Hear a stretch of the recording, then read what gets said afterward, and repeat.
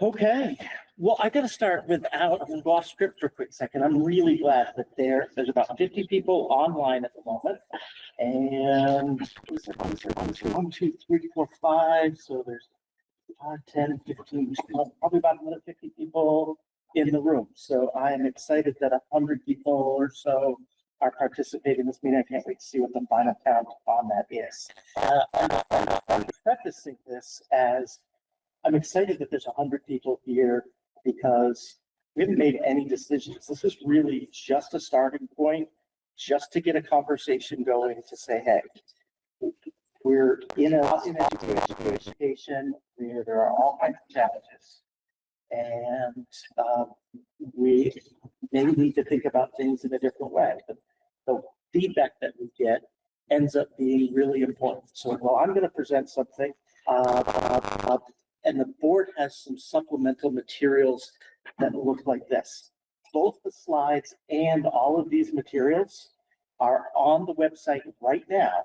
If you want to jump out on your phone, if you want to look at these pieces later, they're under the district resources, and I think it's reconfiguration proposal. So 2 quick clicks and you can get to anything that I'm talking about tonight. But I will project the slides up right here on okay? And I just can't say it enough. It's an opening conversation, and that's all this is. No decisions have been made.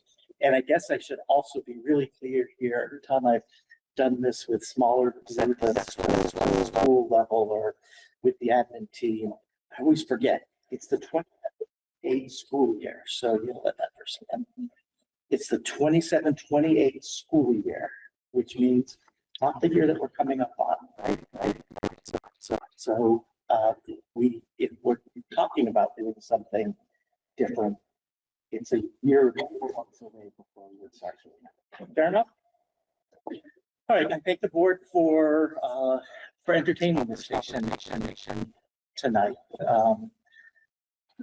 And I think what I'm going to do is I'm going to stay. I'm trying to think back to how often have I brought you a slideshow in the last 2 years? And it's not very often. So I'm going to try to stick to it from here on out. Not necessarily one of my biggest strengths, but here we go. So the first thing I'm sharing with you is that what we're looking at here is, I just have one goal. How do we strengthen the educational system to meet the diverse needs of students in a way that is financially reasonable for the community, right? This district, my first year here, approved a 22% cost per equalized increase. And then this year, we had a 1.22% decrease. And so this district in the last 2 years is still 20% higher than it was per cost per equalized than 2 years ago.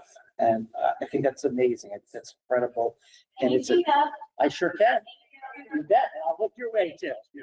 I think that it's a testament to the community and to the support for education that the community has. So thank you, as well as the 100 people that are out here today.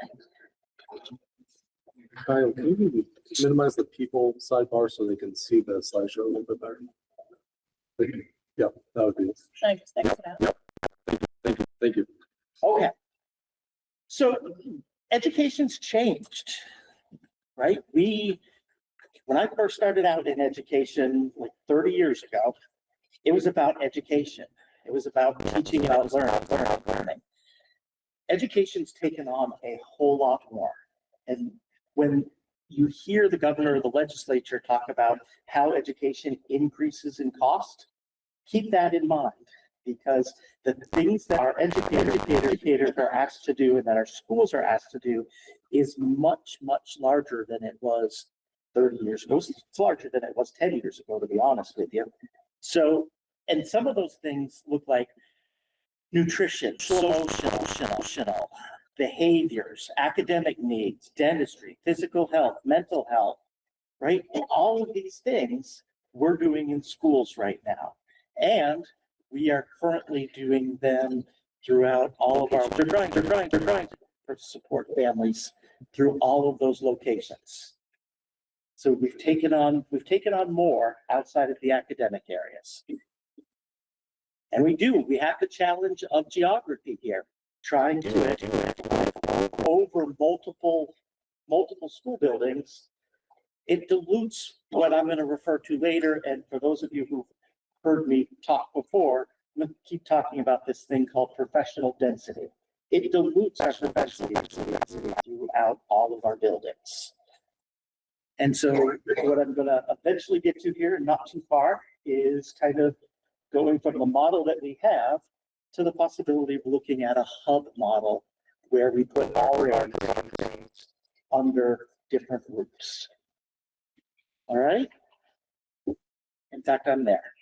For the board and for the folks who are in the audience who want to look at this later, in addition to what I have up on the screen for you to look at, kind of the notes that I'm going to work off of is this infographic a little bit. We talk about what's here. If you're the kind of person who likes to see this visually, I don't have the ability to really slip back and forth between the screens, but it is out online.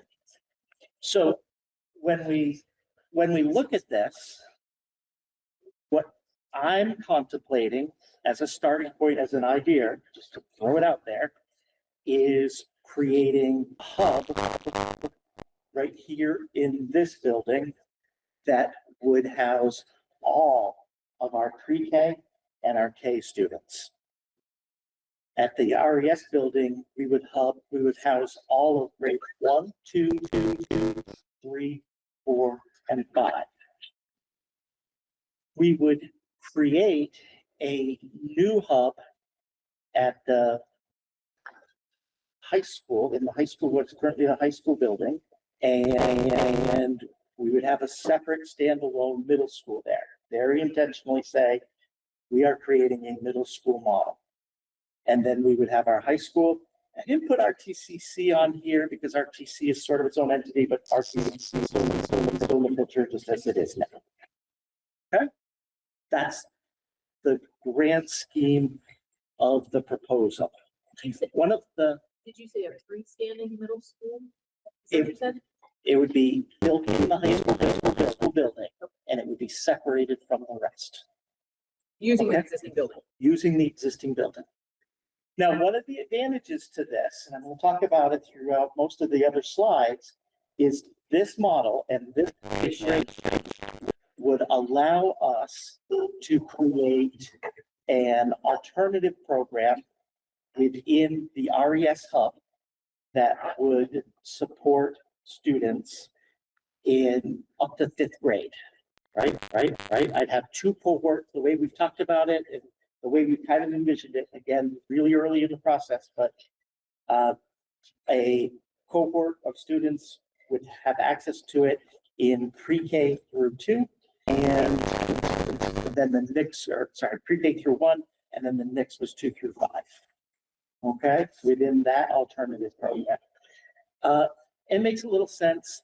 Most of our students who are needing access to an alternative program are not in our pre-Ks or our Ks. So this building, by having the alternative programs within the actual building where the students are, it lets us to move students in when they need a service. Right now, when we need to move a student to an alternative program, we are finding that we get put on waiting lists a whole lot of the time. And so, for students to come off and to be part of the building, it's nearly impossible, right? If you think about it, like I think East Valley Academy is probably one of the closest alternative schools to us right at the moment, right up by the university, yeah? And so if we wanted a student to be able to come back one class to reintegrate in, even that distance ends up being a barrier to getting students to move in and out and reacclimate it. So we've got an opportunity to create an alternative program with our current, with this proposed model within both the RES hub and the middle school hub. Okay.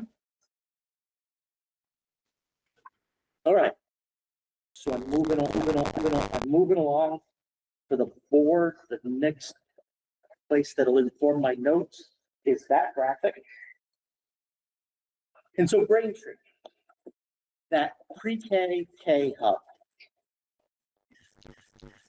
really putting all of our kindergarten students and all of our pre-K students right here in this building.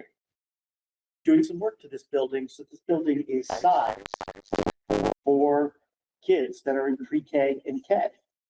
They're not sharing it with kids that are bigger, right, up to sixth grade. What that allows us to do is it allows us to increase the professional density of our pre-K and K teachers. Right now, this building has one pre-K teacher, Braintree has one pre-K teacher, and Randolph has one pre-K teacher. Okay? And so what ends up happening is, for a pre-K teacher, you are not in a building with anybody else that teaches the same grade that you teach. In addition, pre-K has all kinds of rules in addition to the regular education rules under the Agency of Human Services and regulations that have to be followed there. So each of our principals, each of our elementary principals, have to be experts in pre-K regulations. Right? So this I'm trying to help you see how the professional density spreads out. That's one of the easy places to see that. So in this case, we have a director who is responsible for the pre-K and the K, and that person is responsible for making sure that we maintained our standing with our STARS program. That's our rating of our pre-K programs that we have to keep up in order to be able to receive funding. And we have the early modeling for that would be 3 pre-K and 4 kindergarten classrooms, but it would have every single pre-K and kindergarten. We'd really look at a program that's all of those people, right? All of that expertise, all of that years of service and experience that our educators have, building a discovery model for kids, tailoring in the daily routines without the disruptions of kids and whatnot, really getting students off to a really great start. In my note here, scale to success, right? I've got, in that case, 3 pre-K classrooms. So the last time on pre-K, we had one of our pre-K programs full at 17 students for next year, and the other 2 are around 12, right? If we were all under one roof, spread that out so that everybody gets the experience that is well suited to them. I think this accelerates the readiness for kids to transition when they get ready to go to first grade. They've had a common curriculum in pre-K and K and K and K, one that teachers have seen operating together, one that they've been able to adjust and tailor to best meet kids' needs. It's a place where it's the centralized support for families. It's their entry into our education system so that we're not trying to create that in triplicate, right? We're not welcoming people to 3 different pre-K programs. It'll really spend our time and energy building a spectacular, great start to people coming in. And it's that expert collaboration again. It's that professionalism of our teachers, of our support staff, really geared for K and KH students, all in one building, all supporting each other, being able to take all of the things that they know and have experienced, rather than being all alone in one building with just that grade level. Okay. That moves us on to the RES cover. And I think before I get too far into this, like, we're going to have different names for things. I'm not sure that we should call it the Randolph Elementary School anymore. I'm calling it the hub so you know what building I'm talking about. But, you know, I was tempted to go into the slides and back on that hub slide, call it the Orange Southwest early education or the Orange Southwest Elementary Academy or whatever it is. But I also think kids and families should have a role in probably naming these things if we move forward with that. So it doesn't need me to name it. I just need to describe it to you tonight so you see what I'm picturing. So when you think about the Randolph Elementary School hub, the building was built to be 4 different wings.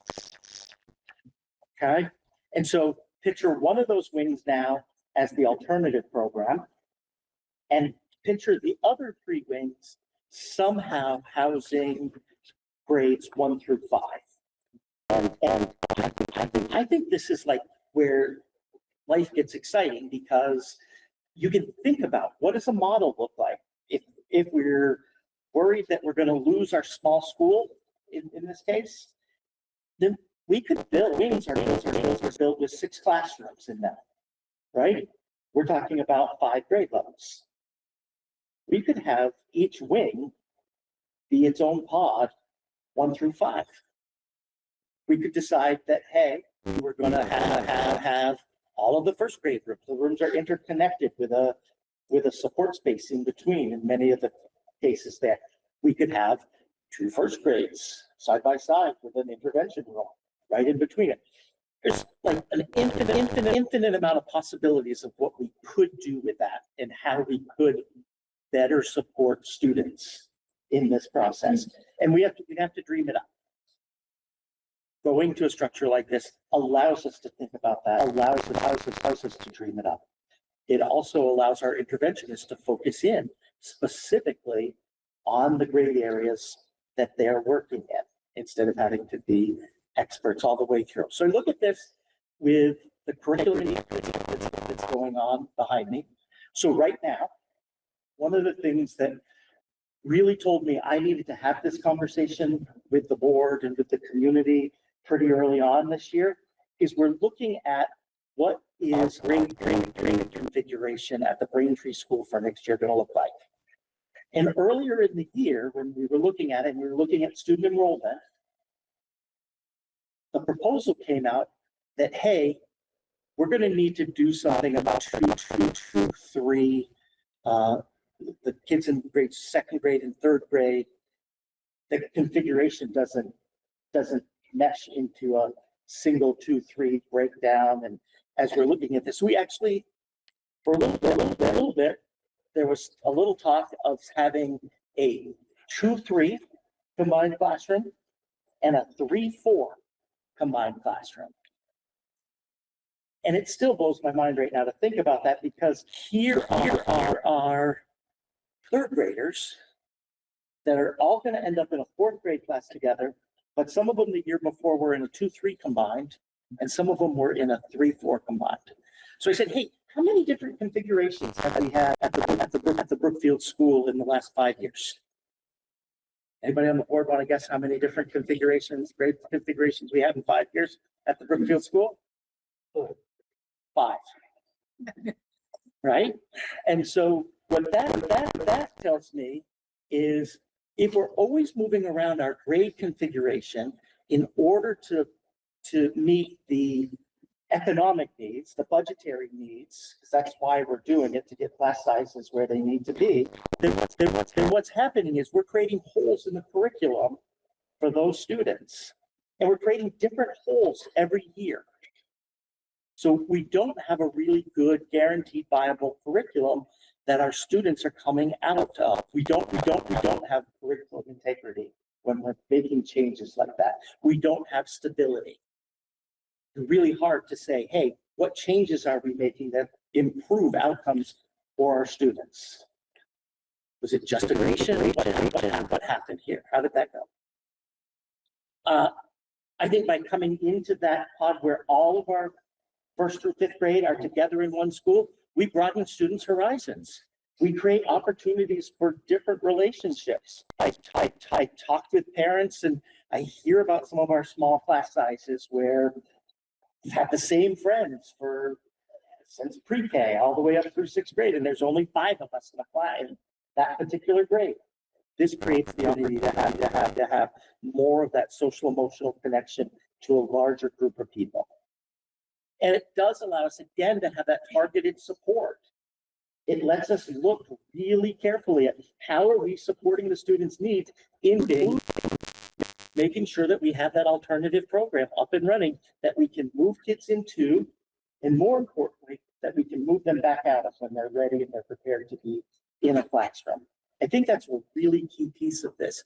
The boards that one of the things that happened in our last negotiations was both the teacher and support staff unit negotiated language in our contract requiring a safety committee to happen.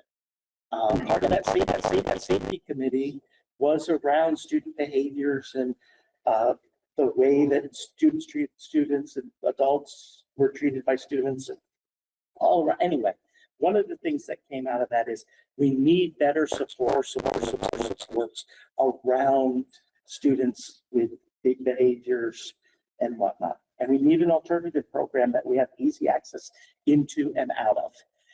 And there's no way I can build three alternative programs that do that. And here's how I know that. Because right now, I have, through grants, a behavior intervention type position in all three buildings. I have one building where the person has huge amounts of experience with behaviors. I have another building where the person is good with students and has moved into that position and works really hard, does a nice job, right? Doesn't necessarily have all the expertise of somebody who has all of the experience and said, hey, this is what I'm going, this is why I want to be an educator, this is what I want to work on. And I have one building where the person, this was their second, and they quit in January, and we haven't been able to fill it. Right? So even though the board and I have resources there aren't people in the state of Vermont who are going to move into those roles and fill it. So it's not even a case where the board or the community could say, hey, we're just going to put more money resources at that and it'll solve it. So, I think that's the important piece. That's the kind of picture that we could do in the hub kind of model. I'm going to move on.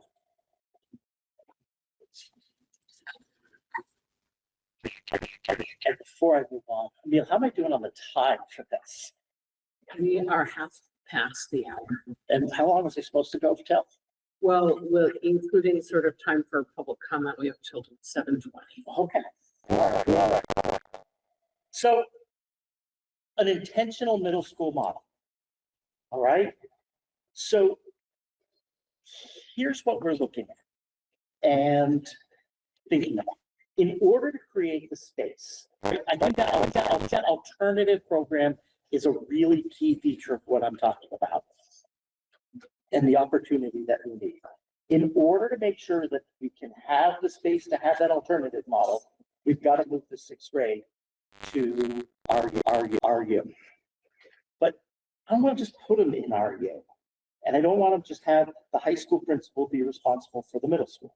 So we're talking about a structure here where we create an intentional middle school and we have a principal that oversees that intentional middle school. One of the principles that we've already got, right? So I'm not increasing staff.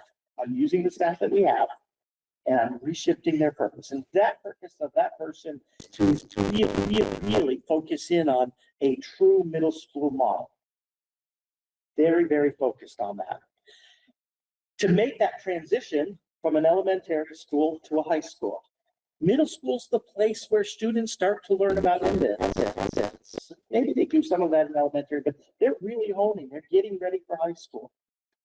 Making sure that they have those social emotional opportunities with cohorts of students that can get mixed up and that can get flexibly, right? So, looking at a program, a middle school model that can really focus in on that academic excellence and the support that students need. Talked about growth and independence, and it's the bridge to the high school. And it has an alternative program, right? Middle school's a tricky time. And so ice where we can move again, students in, but more importantly, move them out once they have their skill, once they have the skills again, right? Once they're stabilized, once they get what they need in order to be successful. So what we're doing here is building that foundation up. We're really focusing in, getting really intentional. Each of these different hubs has a different role. And the people in it become experts in those roles. And they move us along. What happens right now is we have people who are experts in everything in pre-K through 6. They have to be having the experience, or they have to be ready to take care of situations in each of those spots. Okay. Engine of change. Here's that professional density, right? The board members that have been around for a while are sitting. I think the first time I used the words professional density was right here in this room. And so here it comes again. So we have tremendous experience out there. I'm looking out into the audience and people whose classrooms I walk into, and they do really amazing things and they support kids. And sometimes what we have is a new teacher moving into a building where they're the only person who's teaching that grade. And they don't have support right there in the building for that grade. They don't have somebody right there in that building that they can go to after a lesson was really great and they really shared, or they really struggled with it and they would like some tips or tricks while it's fresh. The model that we presented here, the model that I'm sharing with you tonight, has the ability to have all of that expertise in each of those under one roof. One of the things that I hear during professional development here is when we want to pull people together for an in-service event from our buildings, we lose travel time, right? People have to travel to whatever building we decide, wherever it goes. When we try to mix it up, sometimes that's frustrating. It's you know. So this has people right in that building with professional development opportunities every day, any day, formal and informal. So it's that collaborative experience that people have together, teaching like grades, working with students at the same developmental spots, being able to mentor each other through. It lets us have specialized instruction focus, and it's going to build on our distributed leadership.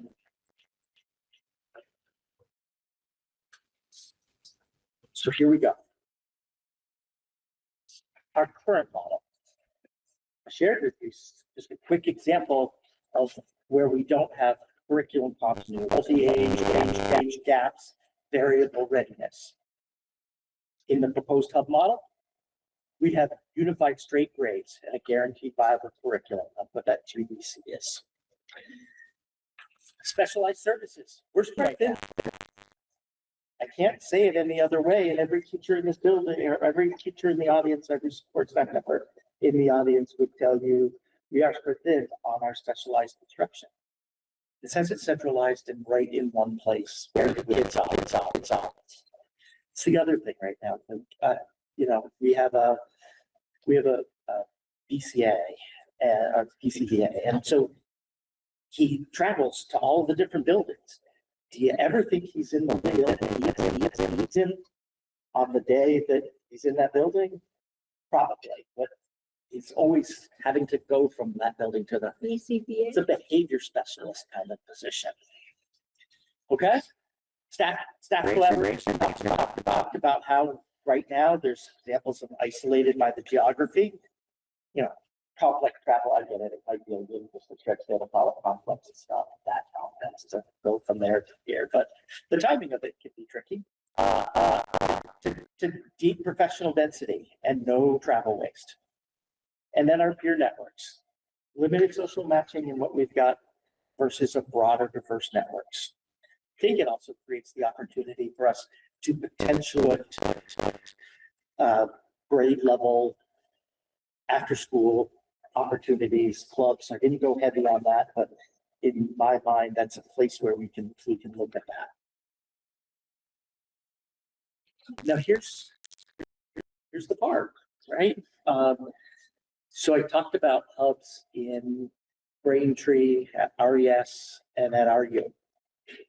The Brookfield School would be turned back over to the Brookfield community under your articles of agreement, and the community would decide how to use it. It's a great community resource. So what would that look like? I don't think for educational purposes that this model, I know this model doesn't have, this model have a use for the Brookfield School in the educational model. And remember, part of that is because I'm trying to increase that professional density, and that spreads us back out again. So here we go. Zeroing in here by aligning our physical buildings with modern education strategies, we transform isolated locations into a stable, equitable ecosystem. Centralized staff, centralized buildings combine to create the ultimate student outcome. Here's where I get to bring it home. And this is what I appreciate. I appreciate the 100 people that are going to share tonight. Think about this. My commitment to the board, the community, is to keep our kids and our school, to make sure they're built in sustainable ways that works for kids. That's the big piece to me. It's got to work in.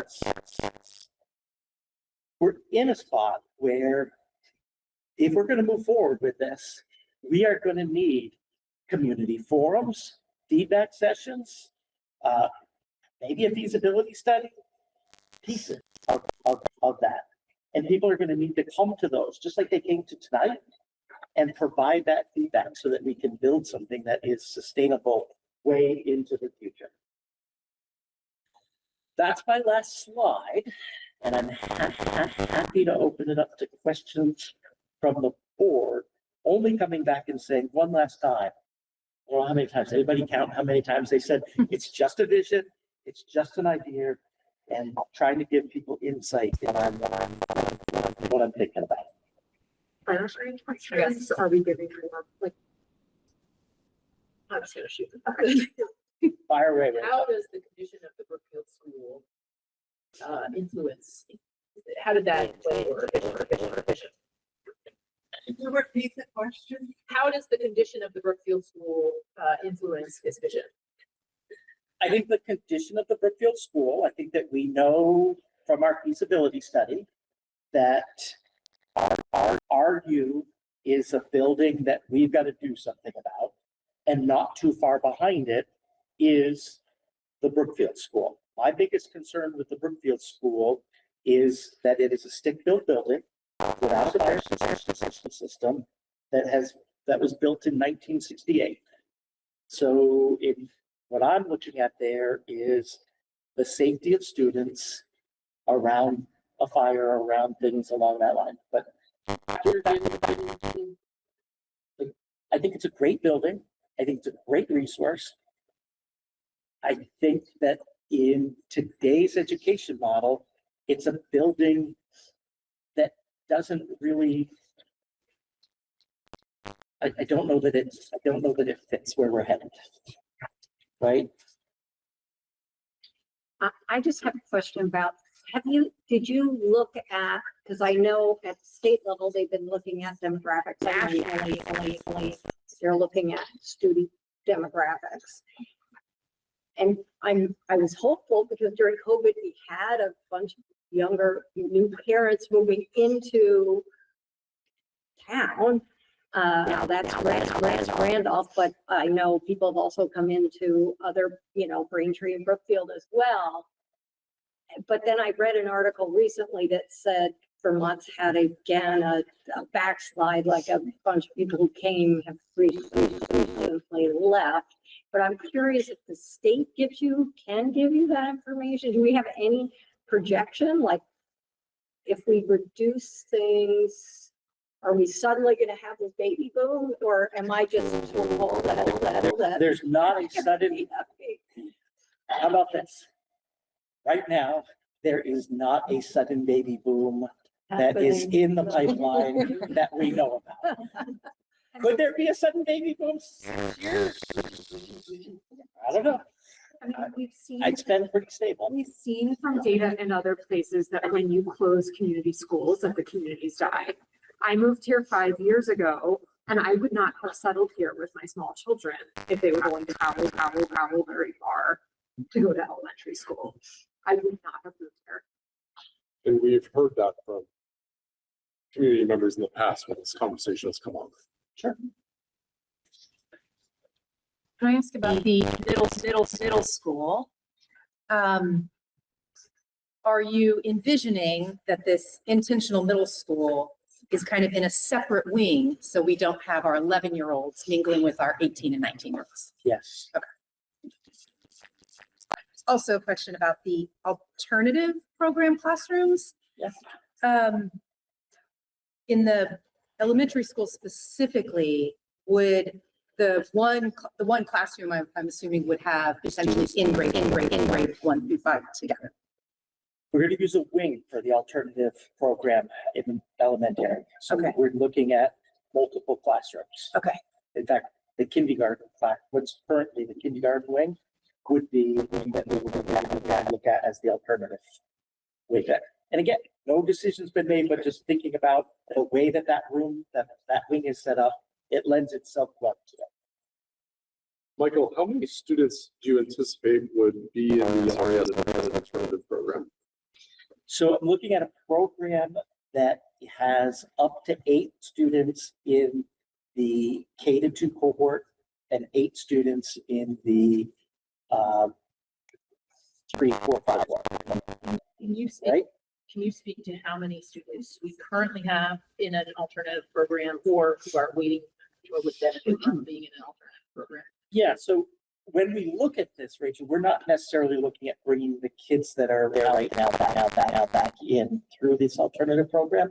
What we're looking at is keeping kids that we have right now that are either on a waiting list to go to an alternative program or that are struggling in their classrooms right now. And we're trying that so under federal law, we have to provide a free and appropriate public education to all students, right?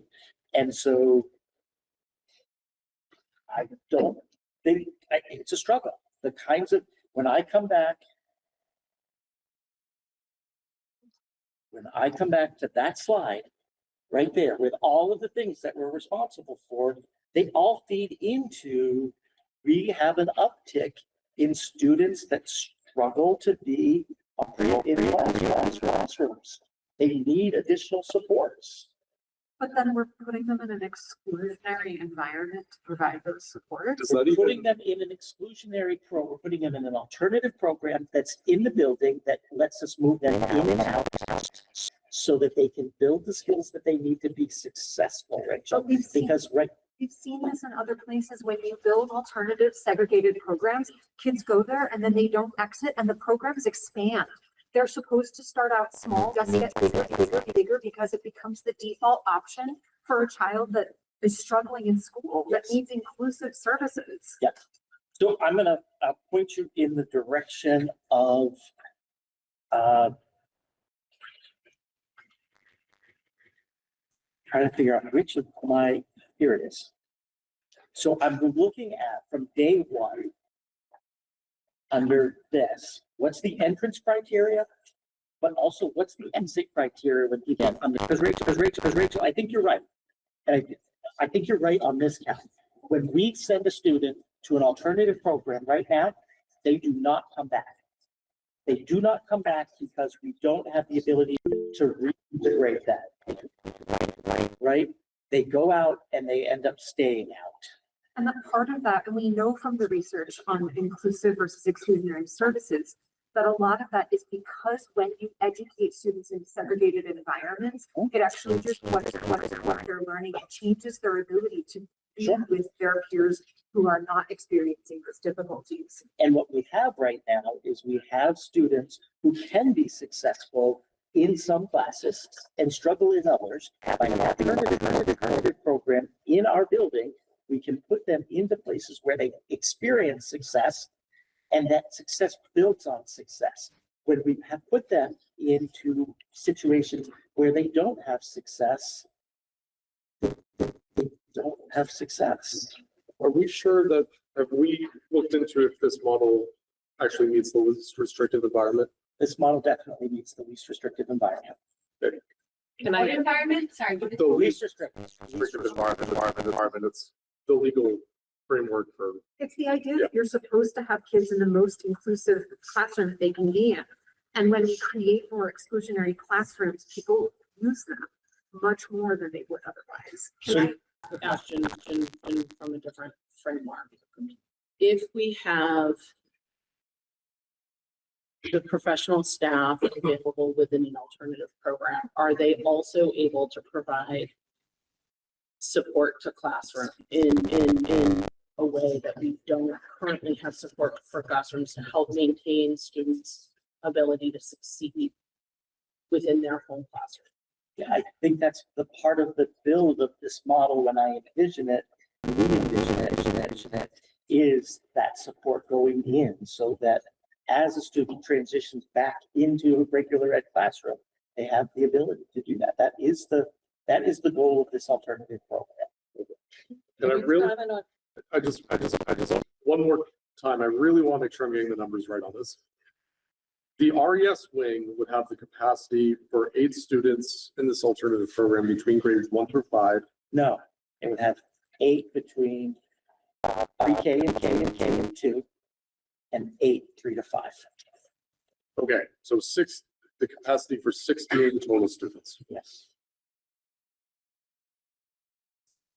I'm back to the middle school. The question. Go ahead, Martha. I wanted to ask you, you're referencing the we haven't looked at this. Who are some of the we's that have looked at this, this output here that you could create? I looked at this with the cabinet primarily. I shared it with the School Safety Committee. I've shared it with the association leadership. I'm sharing it here to them. What are the, can you speak to the state of the science or the data on the benefits of a dedicated middle school?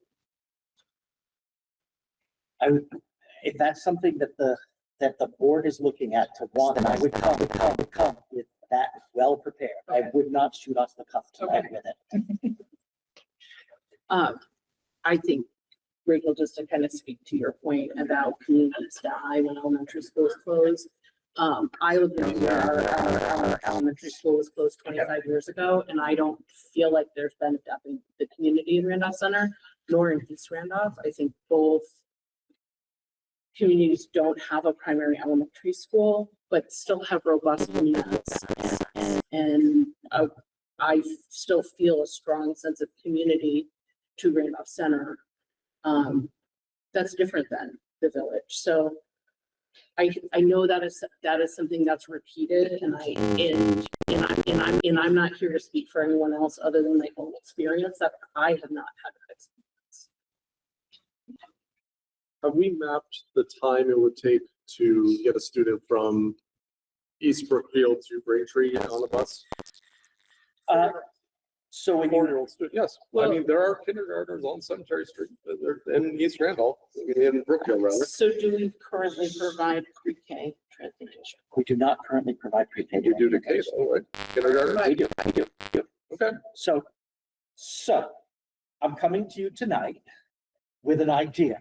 I'm No, not coming out to you tonight with a fully fleshed plan. Okay, no, I'm just So, asking, I would be happy don't know whether. If as a board, 'cause look, as a board tonight, you could say, Michael, you have spent however much time I've spent on this. and it's a waste, we're not gonna do it, we have no interest in it, stop, go do something else, right? You could say that. So I brought you tonight, enough of a plan so that you get a flavor for an idea, an understanding that that idea, I'm bringing it to you 16 months at least in advance of when it would become operational. I'm doing that because I'm not building it by myself. I got a lot of expertise out in this room who are gonna help build it if it's what we decide we're gonna do. And so I don't, that's a long-winded way of saying I do not have what the bus. I would also say though, we own our own bus company and it allows us to create the routes the way that we want to create the routes. Also, you could say to me as a board, put an executive limitation in place. It will not be on a bus longer than this amount of time. Or we could have a conversation to say, what are we shooting for? And then I could model it. Having our own bus company allows us to probably, outside of the time that it would take to go from one location to the other, increase and decrease routes depending on how we run the routes. Cool. Thank you. Do that. I have a question. Yeah. I know it's an idea, but just roughly, how much of this is being fleshed out based on anticipating what the state legislature? So I'm actually not, this doesn't anticipate the state legislature. I've stayed away from the high school part of this model. And to me, the reason for that is when I think about what's happening at the state level, the big thing that's going on there is we have about 350 students, grades 7 through 12 in the RU building, right? And we have a building that y'all have been for a while, know that one of the first things I got to do was bring a feasibility study to you where you had contracted with an engineering firm and they told you that night we were at the RU in the RU library. They came and they presented and they said, look, you could spend, I think that they said was 80% of what it would cost to build a new building, doing upgrading, work on this building. You'd still have an old building, or you could build a modern building for 20% more, basically. And you'd have a new building that was not going to constantly have facilities problems. Y'all have experienced in the last 5 years, an electrical problem that closed the schools. You had a water problem that closed the schools, and you had, I'm using you in this case, because I wasn't here yet, right? We've got a transformer that I've been talking with you about that we're making progress on, that if it goes, I'll be bringing in generators to the high school. It's 70 plus years old with a 35-year life expectancy. So, Ray, the piece for me here, what the state's really got to be looking at, what I think's going on, was the work that the board did when it went out and talked to River Valley and talked with Payne Mountain about the possibility of, could we work together? Could we create a high school? Because each of those schools have about 300 kids in it, and the Region High School is also not providing all of the opportunities that a larger school could provide. So I think the state's handling that. So this isn't really driving on the state. It is driving on things that are happening in the state and that professional density concept. I'm looking at the spot where, maybe I'll say it this way. Before I came to you, I was a trustee of the Vermont Superintendents Association, and I said to the secretary, Vermonters are going to keep passing budgets. They'll pay for school education. That's not what's going to stop us.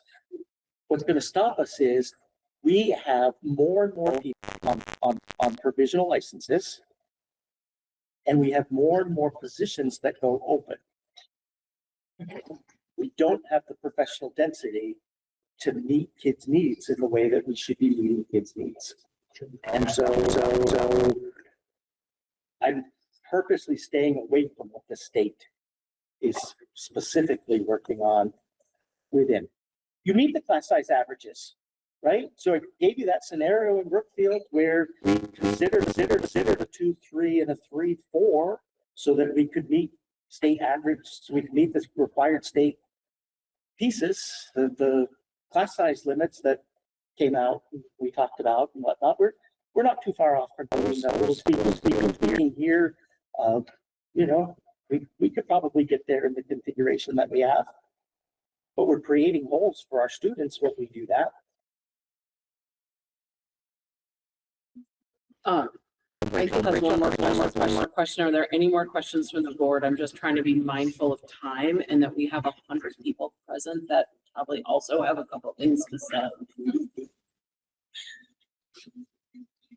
The skeleton of this proposal was one of the tiers in the when you created the budget 2 years ago. It was a tier that we got to and thought, no, we don't want to go there. It was. Do you have a sense of how, if this was it, what effect it would have on our budget for 27, 28?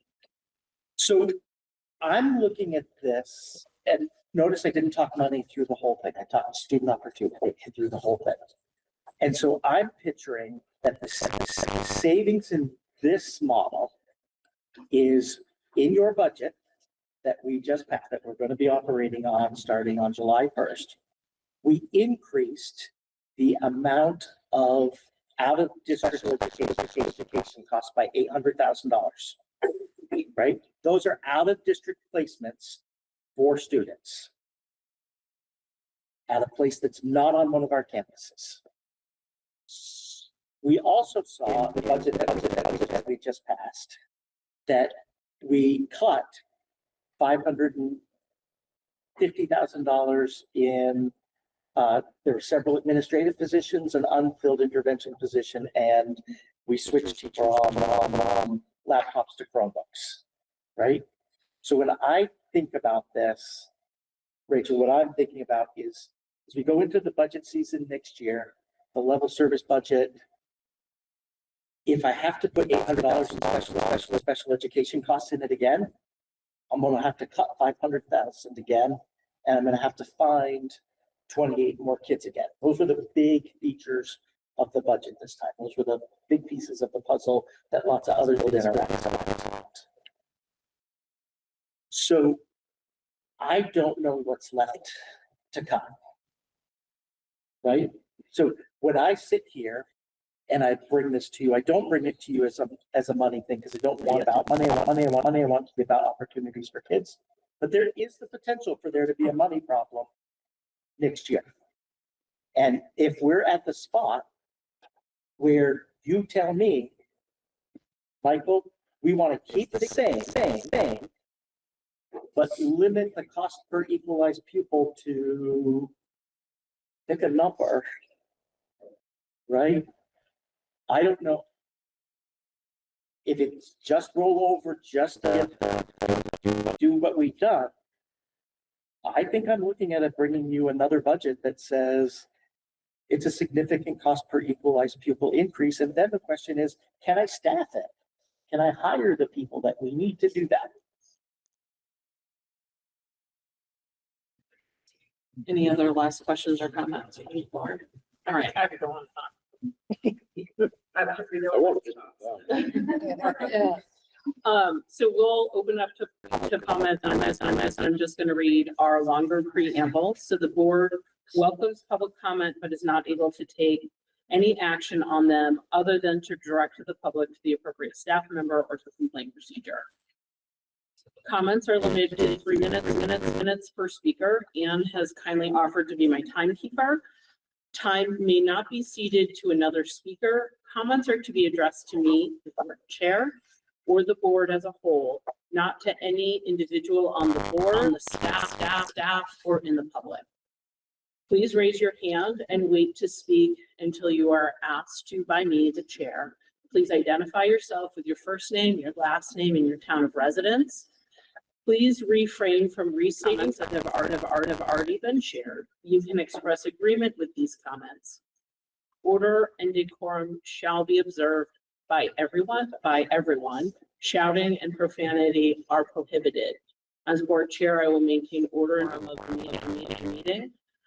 And I'll just share a process point. What we've done in the past is we have oscillated between someone that's in person and somebody that's online, kind of back and forth. I can't see online, so I will. You're online person. Perfect. You have 3 at the moment with their hands up. So I guess since we'll start online. You have, is it Greg Hands? Greg, would you like to introduce yourself?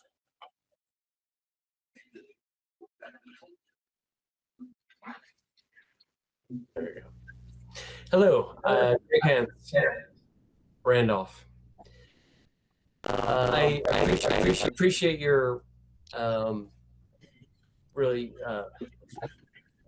future-looking vision, Michael, all the time. I think you're very forthcoming in your views. It might be a lot for us to process right now to see the huge changes that you see, although I think they're probably necessary. My question is about the Raven and where that fits into the Raven system near the superintendent's office, if that has any financial or academic, is that part of the conversation, basically? Thanks for taking my question. Do you have answer questions tonight? If you can, in 30 seconds. He has 2 more minutes of time. So if you can do it within the rest of Within the his time? Yeah, there we go. All right, this is what you're saying. So, stall, but here. The Raven program would continue to exist as the Raven program exists. Right, the Raven program is geared towards the high school. Do you have any more questions, comments, Greg? Or are you ready to move on to the next person? No, I was just curious about where the Raven fit into this conversation. So thank you, Michael. Yeah. Thanks. Thank you. And I missed whose hand was up first. So all right. Hi, I'm Daryl Rowe. My kids go to RES. I just want to say that I'm excited that there's a conversation about shaking things out in a big way. I think that's great. Some of my reflections are, first off, I think like the social capital that 1st through 5th graders from all of the district will get from all being in the same building is really great. My kids go to Randolph to come to Braintree after school program. And it was a great advantage for them to get to know kids from Braintree because they'd see them about town, they could go to the park, they'd know more familiar faces. So I really like that. I also think that creating a specialized program, because behavioral makes a lot of sense. They could still have lunch together, they could still play at recess together. I think in those environments where maybe kids have more freedom to be who they are, at, lunch and at recess is a good time to have them together, but like it was said, like you don't want to move to this area for a small school. Like some families might not move to Randolph because they don't feel comfortable having a child who's throwing chairs in their kids' classroom. So like I think the community is small enough that those kids that are in the assisted program won't feel isolated because they'll know from outside experiences. They'll have connections. It's in the same building. They're using similar facilities. So I do like that. And I know that I think Bethel or that district, I think they're piloting a program right now. So I don't know how long it's been around, maybe just for this school year, but it'll be kind of interesting to see how that works out. What else do I really like? I think that this is I like the idea of sort of consolidating grades. I like the idea of putting 6 with the middle schoolers. I think that the culture that the sixth grader is seeking is no longer an elementary school culture. They want to be grown up. They want to move on. I think having, it's just, there's no different from everybody else. And so to me, that makes a lot of sense to move them on to the middle school. And yeah, my thoughts. Thank you so much. Michael, I'll trust you to pull up the next person. Brad Pasker? Yep, Brad Peisker. I'm in Brookfield. I have a son in pre-K as a 5-year-old. One of it is Brookfield, where I am. I'm almost the Williamstown line. So if you merge with Braintree, you're adding a half-hour one-way trip roughly to drop off and pick up a kid that not have busing. Yes, he does not have busing in Brookfield right now, but that's a 10-minute drive. So for parents that have to drop their kids off and work, both parents are working, you're almost going to eliminate one of the parents being able to work and maintain a full-time position. And that you shouldn't be putting more burden on the parents because of a school merger. So you should be required to put a bus route for all the kids that you want to merge together, or make a collection point at the Brookfield school for that bus to pick them up and bring them to Braintree. And as far as putting the Brookfield school as a community center for Brookfield or other towns, you're reducing your cost overall there, but you're still leaving the cost of that building and campus property in the taxpayer budget. So you use your school budget, but not the actual taxpayer burden. You're just shifting dollars around. And this expanding role of modern schools, how much of that umbrella is required by state or law for schools to provide? Can you answer that question right now? How much time do I have? You have a minute and 17 seconds. I'm going to do it as quick as I can, Brad. That question first, and then I'm going to make a comment about the community center concept. So when you look at what's required, we're required to provide a free and appropriate public education. I'm just going to focus on one of those areas. Let's take the mental health there. And so schools in the state of Vermont, there's only one other place that doesn't have to, or that has to take somebody in mental health crisis. And second, there's a rate on these alternative programs. They don't have to, they're not a public school. The only other entity that has to make sure that they're working with those students are emergency rooms, right? So there is, not directly, the governor didn't get up and said, I have to provide mental health support, but I have to provide a free and appropriate public education to every child, even the child that's in a mental health crisis, right? So I got to figure out how to do that. And same sort of thing around, so we got the division, 12 seconds. Same thing. All right. Well, I have one comment then, just before my time runs out. If we have so many kids needing extra assistance, it seems like a parental issue, and the principal should be addressing the parents so that we can reduce these extra programs. Or We're over time, so I'm going to pause you there. Thank you so much for comment and being present tonight. I think you in the front row. I don't know everyone's name, so I'm sorry. Yeah, Kylo Brown, Brookfield. Couple different comments, I guess, on different things.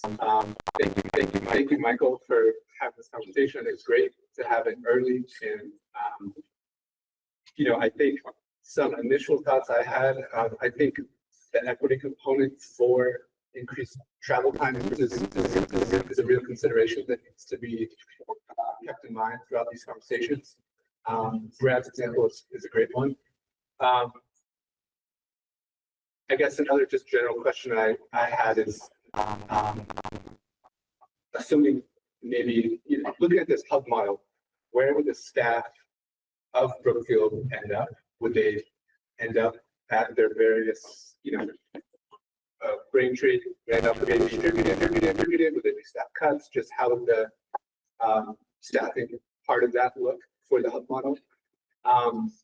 you know, when I hear, I really appreciate the idea of professional density. I think there's a lot of benefit to things like professional collaboration. I totally get that some professional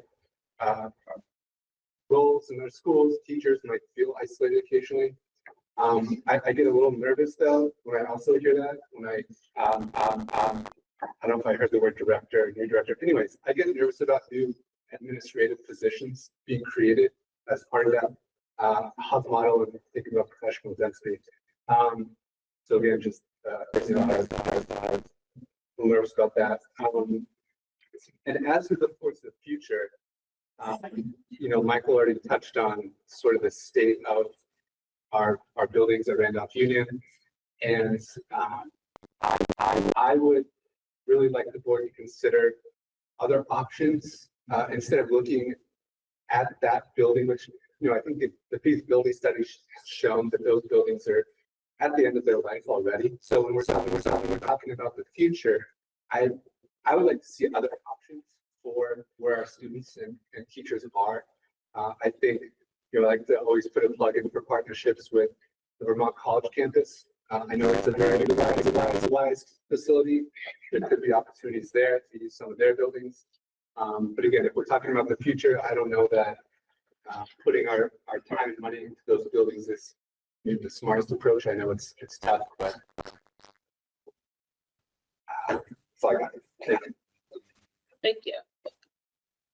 Anyone else online? Yep. Emma Janicki's next. Hi, everyone. My name is Emma Janicki. I teach 466 at Braintree.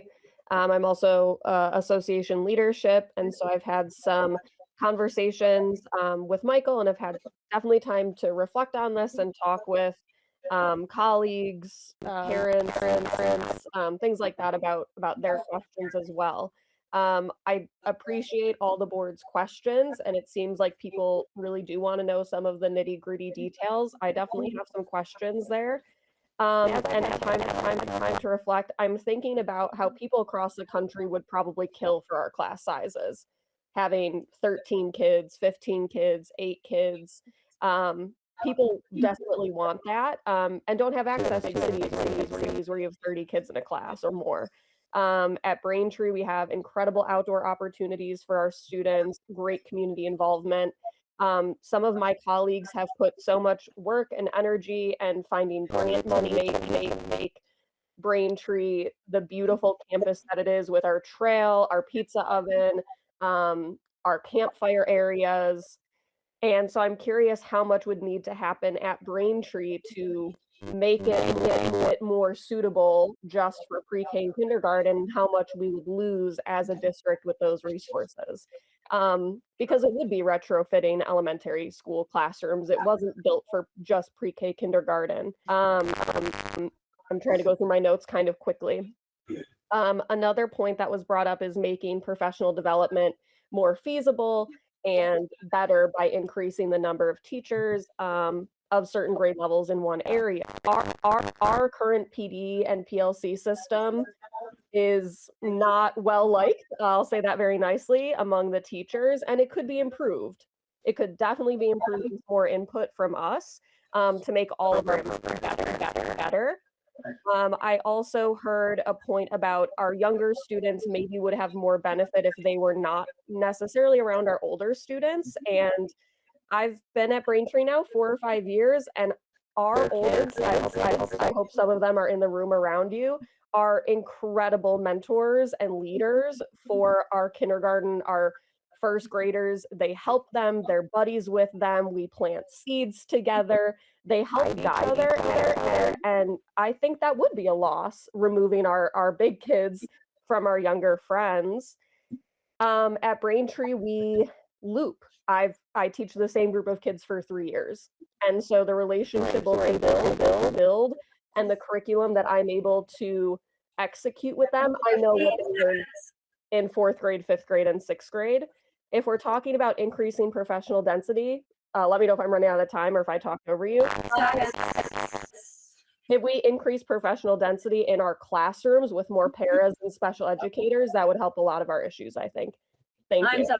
Thank you. Emma, can you just quickly state your town of residence? Sorry, I do live in Montpelier and I Braintree. Great, thank you. Thank you. That person saw their hand up. Hi, I'm not a fish kid. Hi, I'm not a fish kid. I go to Braintree Elementary School and I'm in 4th grade. Braintree Elementary School is a great small community and I don't think you should change. Braintree is inviting and nice because it's small. The teachers really help us learn in a great unique way. If you change Braintree, you'll lose what makes Braintree Braintree.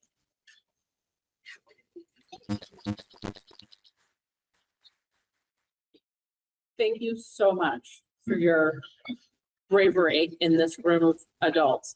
Do we have anyone else online? Because I see Jenny.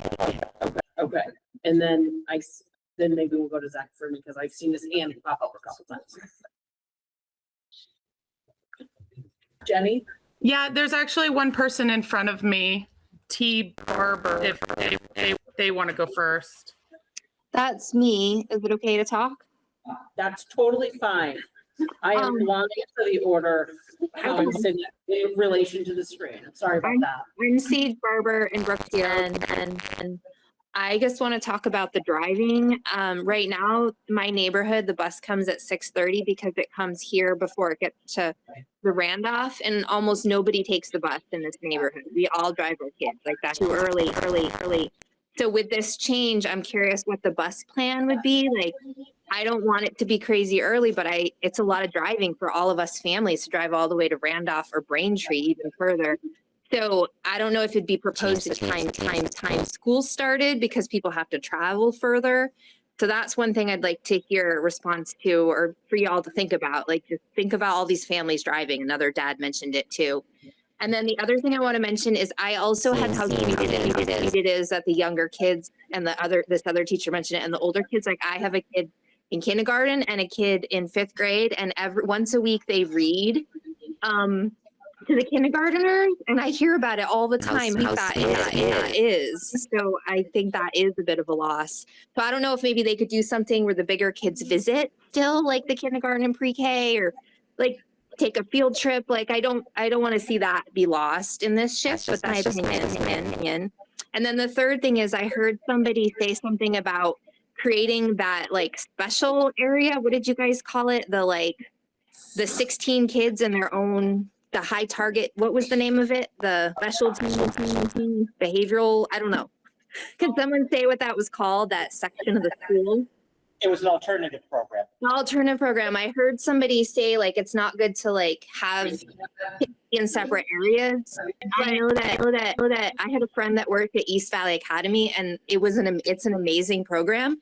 I don't know if the option of still doing an alternative could just be done at like VSE at the old college, like instead of being in the same building where the kids see each other. I just want to honor that. Like I wouldn't want kids to feel different, but I also think it's really important to have those programs because it can be really disruptive to the class for other kids when, and that's just not fair to the other kids. We've dealt with that this year in my class. So, yeah, am I still on my time? Okay. Is there any comments? 40 seconds. What? You have 30 seconds. Okay. Is there anyone who wanted to answer things or comment back? So I think we've heard about we've heard you on the transportation. The board really can't respond. I don't know if there's things Michael wants to respond to we haven't already talked about. I wrote down the older kids thing, I think the transportation, it comes back to the question that Ryan was asking, the advantages, we own our own bus company, so we have the ability to do some different things than what we're doing right now. All right, that's the time. Sorry. Okay, thank you. Thank you. My name is Zach Freeman, born and raised right here in Braintree. I went to the old Upper Branch and Lower Branch school and was the 6th grade class that moved on to the junior high before they built this school. We've got a child in 4th grade And Miss J was second through grade teacher back in 80, whatever, 83, 84. The value in a small school, it's hard to put a price on that. Experience and memories that are built in a small school. I agree with multiple points that everyone has. I see both sides of it. I'll stay in my lane with what I see incredible value in, and that's the grounds outside of the walls of the school. I was the contractor that was hired to build the trail up here, and the amount of joy that a trail brings to kids, a very simple thing, but incredibly meaningful, chokes me up. And so as the scale might grow in a school, the focus is inside to save money, streamline, make it more professional. There needs to be just as much attention to the grounds outside where kids can release their stress from school. Added value in structure, in trails, in school trips that the kids take to leave school. Some of the most times is, you know, when our son comes home and says, Dad, I did this, or, you know, the school lets them build the luge run on the sledding hill up here. And that's the brightness that they come home with, you know. So to lose sight of what's outside of the school walls, I think would be an enormous misstep due to the financial consolidation. There's no question, but really keep an eye on outside of the school grounds, and hopefully enhance the school grounds that we're right off. So thank you. Thank you. And I also missed my appreciation and thank you to the member from Brookfield before you spoke. So my apologies for my delayed manners, and thank you, Zach, for speaking. Do we have anyone else online? Jenny Angle. All right. Jenny Hi. Angle. Jenny Engel from Randolph. I first want to say that I have a lot of thoughts on this as a teacher in the district and as a parent. My first thought is students coming from Brookfield that are potentially on the bus for an hour. And it's not so much the time, it's exposure on the bus of kindergartners being with potentially high schoolers and what they are hearing and what they are saying. And the bus driver cannot police things all the time, really. So that is one thought. And the other thing is my daughter wanted to say something, if that's okay. It's totally fine. I welcome it. Okay, go ahead. I'm Say your name. I know. I'm Exam Boy to Randolph Elementary School. I think that sixth graders should not go to the high school. I'm in fifth grade, and I'm also in a fifth and sixth grade class. Some sixth graders and fifth graders have been saying inappropriate things, and I feel like we move to the high school. Middle schoolers will say even more inappropriate things, and I don't want to be around that. Yeah, that's a common conversation in our house. Are things that are occurring with older children and how my kids are handling it, and moving sixth graders in with seventh and eighth graders can expose them to some parents don't want them to be. And considering I work with some eighth graders, I know what they're saying, and I don't necessarily want my children exposed to that quite yet. So that's it. Thank you.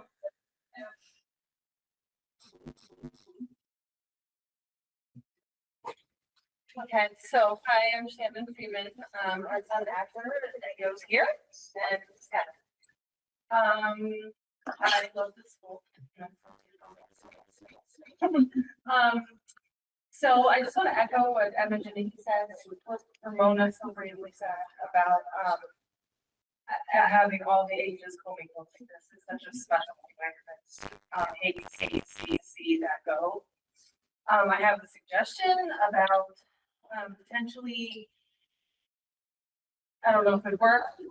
What I think about keeping this school the way that it is not Brookfield School.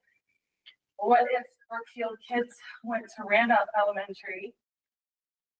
Maybe there's room enough for that, and the alternative program perhaps also be incorporated, or like someone else suggested another place.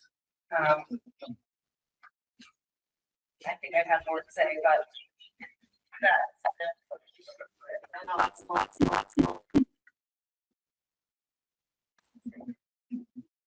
Thank you. Because there's East Valley School, right? I mean, that is wonderful. That is as well. The kids can still have their own.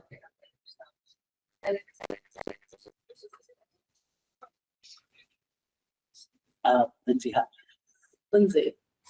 Yeah, thanks. Lindsay Hopt. I'm from Braintree. I have a daughter in the middle school, 8th grade, and I have a 5th grader in Braintree. I echo a lot of some of what other people said, but in an effort of not repeating, I would say that the one thing maybe piggybacking off Azalea is there are some significant challenges within the leadership at the high school and the middle school right now. And until those are corrected in a way where we have well-managed classrooms, well-behaved children, and viable classrooms that our children can learn well in, I would be really hesitant to be bringing a 6th grader into that situation. I appreciate the goal is to separate, which I think we do probably need separate middle school and high school administrators. But I just want to put out there, there's some significant challenges now that really need to be addressed before we look at combining any younger kids. As Azalea said, inappropriate things going on due to the lack of administration at that level. And so I really hope that that's something that can be addressed sooner than even this problem. But I think that we really need to be mindful of that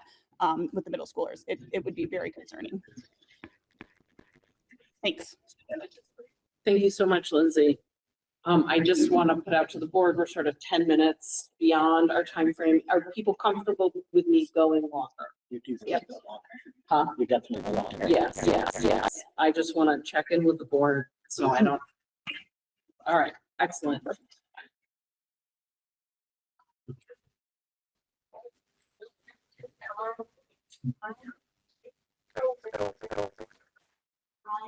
I'm sorry, I can't hear you. Elena, could you really speak up, please? Hi, I'm Elena, and I live in Braintree, but on behalf of some of the Brookfield visitors, who would have to ride the bus for a long time. Bus rides that long are very fun. And then if they have to ride the bus for that long, and then if they're already pretty tired, just done with it by the time that they school. So that makes it harder for them to work, and it's a little bit harder for probably their teachers to have to pay attention.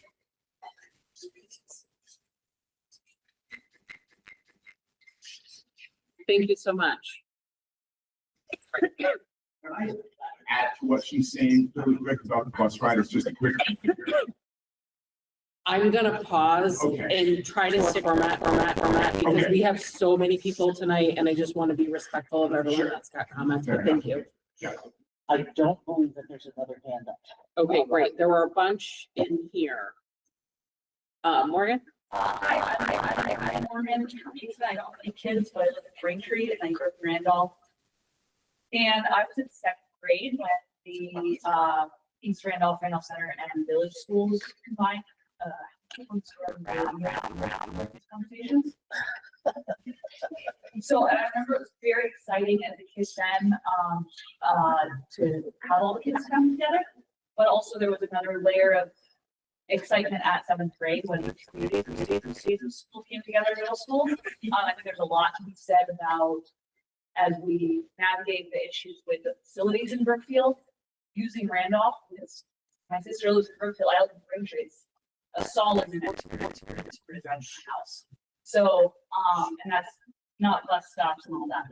I also see some opportunity because I run the recreation department programs. And we have sports programs from all 3 schools that participate. And there can be a huge advantage, some opportunities in after school programming in kind of adopting some of those sports opportunities where the kids are somewhat in the same space and give them that opportunity after school to participate together. That could still be an option with the schools as they are right now. but I definitely urge some consideration in those after school opportunities at the elementary age and line numbers with the recreation department potentially, because if I don't succeed in the sports programming and maintaining those numbers, we won't succeed at our high school level programs don't exist anymore. So just to say, in some of that consideration, like how do we support the extracurricular opportunities as we are now and in future configurations. Thank you so much, Morgan. No hands online stuff. Okay. Anyone who hasn't spoken yet, interested in speaking? Oh, you got a hand online. Tony's your last one. Tony. Hi, I'm actually Tony's wife, Emily Warner. I live in Brookfield and have 2 kids that go to Brookfield pre-K. One of the only things that anyways, the one thing I wanted to bring up that hadn't been brought up, as much as we don't all want the consolidation, but it's seeming, like it's something we have to consider. So just looking at it, is the reality. I guess one of the biggest things is having the kindergarten with the pre-K. It seems like a lot more of the issue with like the transportation, where having the preschool there, while it takes away the pre-K program in Brookfield, which we would all feel as a community, it isn't providing busing already, so that's a non-issue. But having the kindergartners isolated to the pre-K building, it's busing for people that are 40 minutes away, with the youngest kids in our district being impacted the most. And not just being on a bus with other kids, say being on a bus, it's not the safest vehicle, and we all know that. And so that distance with time with them at that age. But I guess just something to think about is if there are alternative options for maybe like the alternative school at the middle age, that the kindergartners could be with the elementary or something like that, that if it is just preschool over there, it's already an option you have to weigh, and there's other preschools you can go to with the state's grants. So I just would considering making that maybe just the pre-K or something, because having the kindergartners go there, I mean, you're going to have so many families that it's 2 different schools they're having to go to, that it's not just 2 different right next to each other. I mean, we already are talking that I am not going to be able to work probably because of it. So just something to think about with that, because the kindergarten is causing the busing issue. And thank you, everybody, again. Thank you so much for your comments. You do have another hand online. We have another hand online. I think you had some time left on your 3 minutes. If it's a quick comment, I just a welcome it. quick comment for the reminders of like, it's a change of somebody's schedule, and I have all the sympathy in the world for folks that it really affects. But for example, like, it's a bus ride for my son to leave here to get to our house, and we're a 7-minute drive from our house to here. But and I grew up that same way. It was over an hour ride for me to get from the old Upper Branch to our house. And so there's current people that have that situation right now, that it's like, it's already an hour bus ride for kids, that, it's a under 10-minute drive from school to our house. So it's currently in place for quite a few kids of that hour plus long bus ride. It seems to work. Thank you. Yeah. You have Janie Jacobs. Yes, I am a 4th, 5th, and 6th grade teacher at Braintree, and I teach with Emma, who spoke earlier, and the 2 of us have obviously talked a lot about this. And so I agree with absolutely everything she said. And so I'm not going to repeat it, but I know she did get cut off on the issue of paras. And what Emma expressed to me today, which I thought was really right on, was that you're talking about increasing professional density. And Emma made the point that we need to increase professional density in our classrooms by having more special ed push-ins, which we don't have, and having paras who are paid what they deserve, because there isn't a teacher around that won't say how valuable a good para is. And we have good paras, but then they leave because they can basically make more money working at McDonald's, or in their contract they don't get any increased pay for being there, multiple years. And so we lose them. So having special ed push in and good paras will give kids more support in the class as opposed to pulling them out of the classroom and putting them in some alternative classroom. So that's where I think we should reconfigure the schools, is with more fair payment towards the paras and more special ed push in. And that's it. I took my 3 minutes, I guess. Thank you so much. So I'm Nicole Lipke at Brookfield, and I had kids at school until last year for 10 consecutive years. So 3 kids went through that school. And I will say I love the Brookfield school. Like, I have much joy in my heart for that school. And I think there are a lot of advantages to a small school. But I also think there's advantages. And I think, the Brookfield school struggled on a physical level for many years while we were there, with lead in the water, heating and cooling, all kinds of things related to that. I don't think I ever had drinkable water while my kids were there. An issue. The busing is already an issue, I think, as you mentioned. And one of the things that's related to the busing that I think is a new point is that because it's the end of the line in the afternoon, all the opportunities that exist in Randolph, so your app programs, access to the library, the cross-country team, the jazz band, Brookfield kids had no access to that, because the buses are running in the wrong direction, right? So I think there's some equity issues in terms of what Brookfield kids can access that other schools might have access to. So that's, I think, an issue. I also think that some of the relationships that you have with teachers are great. If you have the same teacher for 3rd, 4th, 5th, and 6th grade, those relationships are great. But if they're not, you're stuck. And I had kids that had the same teacher for 4 years. Luckily, it was a great experience for my kids. But the options are also very limited in some of the smaller schools. The professional density actually can really benefit if for some reason there's a mismatch, with a kid and an instructor. That said, Brookfield is lovely. It was a great experience, but I do think some of those things get lost in the conversations Thanks, Phelan. I don't see a hand online. All right, I see another one in the audience though. All right, Nick, I live in Braintree. I'm a teacher at high school. This seems like a starting point, what Michael's proposed.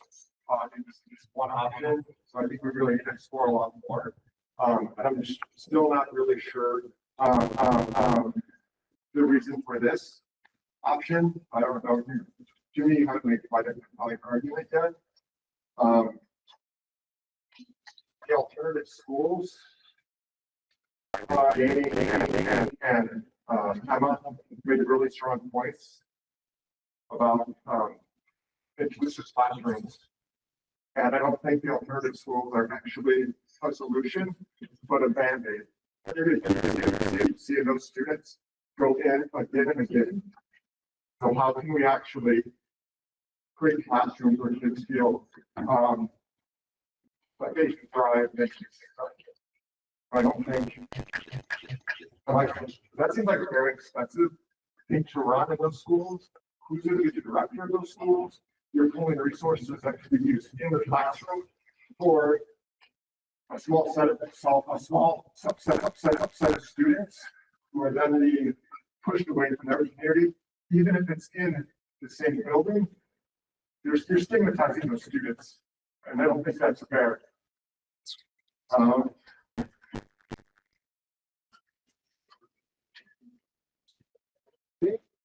That was it. But I think, yeah, I think it sounds like Brookfield, that seems like the issue. But that doesn't seem to be the center of this conversation. And I think that needs to be the center of the conversation. These are not like Braintree and I don't know, Braintree seems right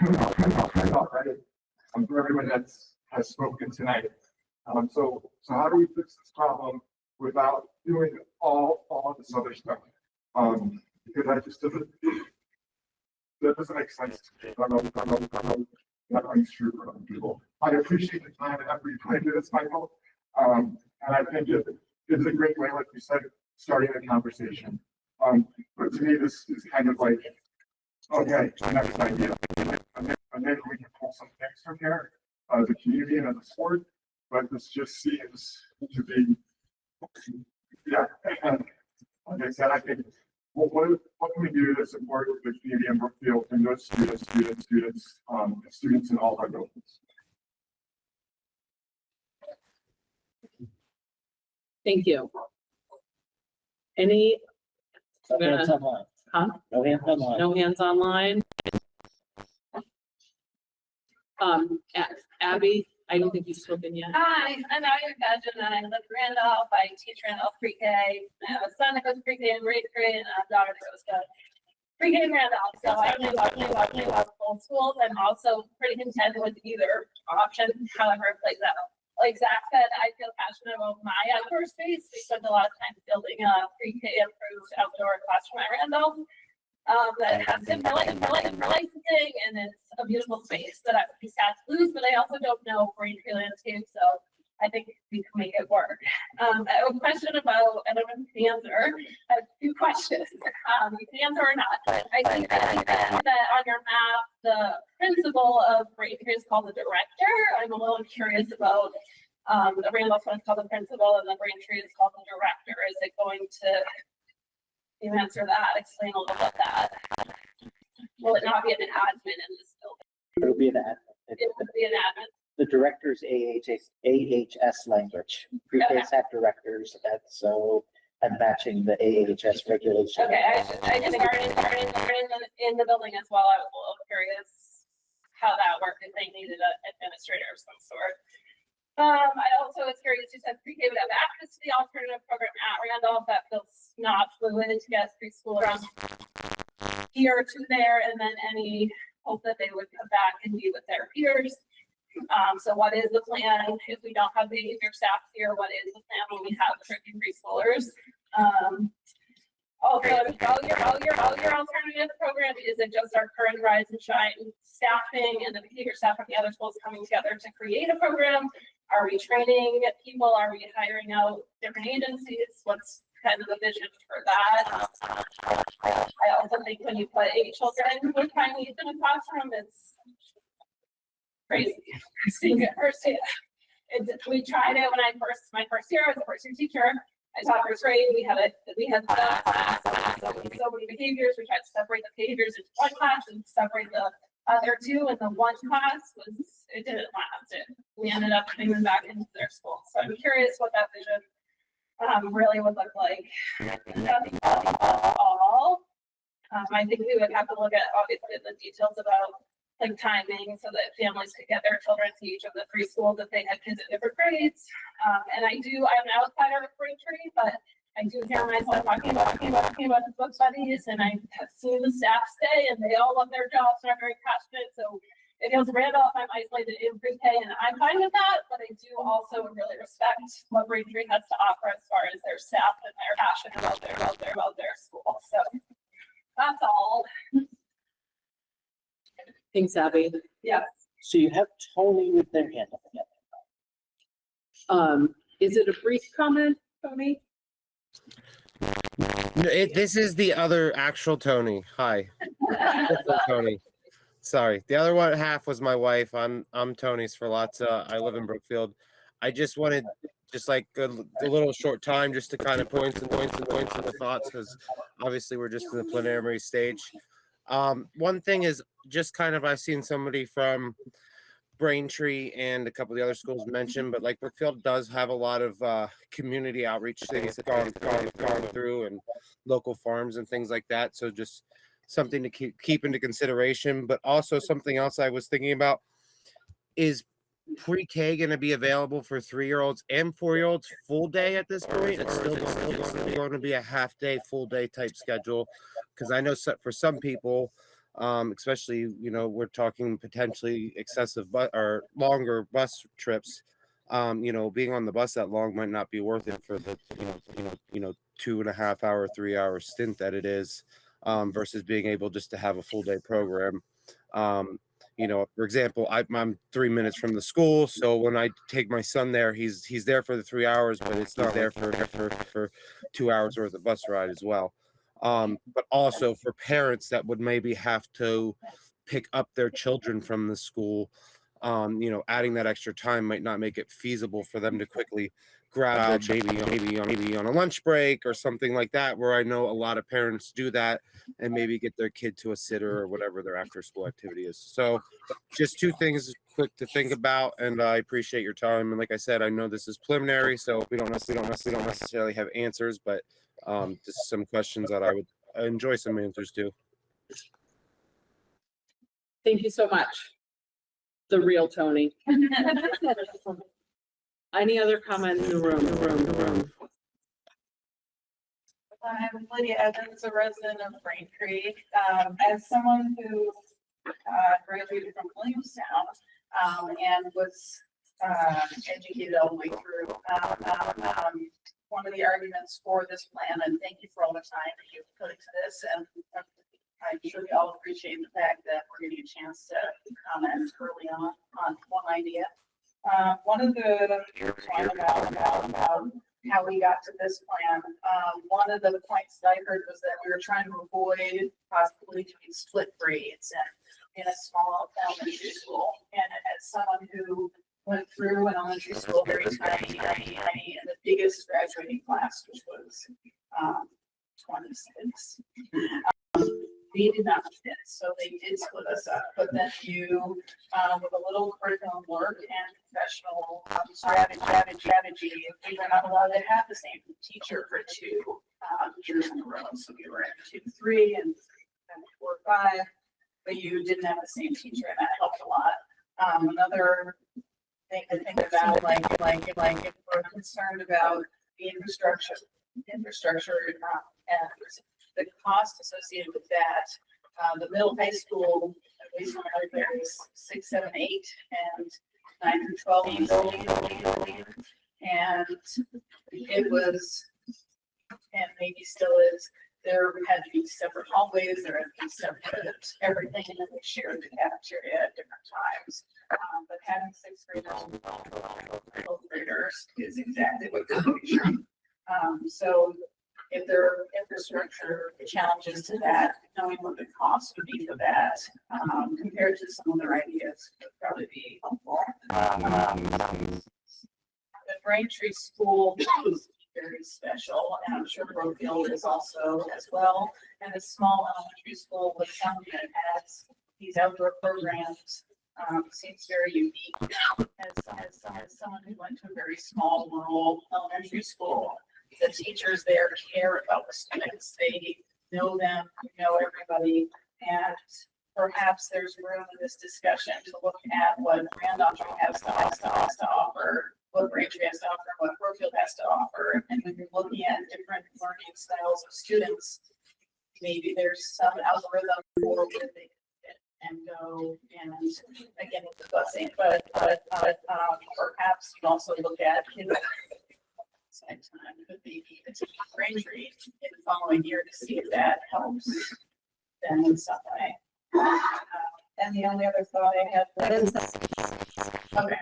was pre-K and K, that you're having your kindergartners transition to a much more school for 1st grade rather than more. Thank you so much. You have Ray Merrill with his hand. Ray. Hi, yes, my name is Ray Merrill. I live in Montpelier, but I went through the Randolph school system as a child. I've worked at it for several years, and now I'm a special educator at Braintree. And again, not to echo what everyone has said, that I agree. Having observed the small school community that these kids get to experience, while Randolph also has their own community. I think the value of combining schools, yes, I mean, they are with their age peers.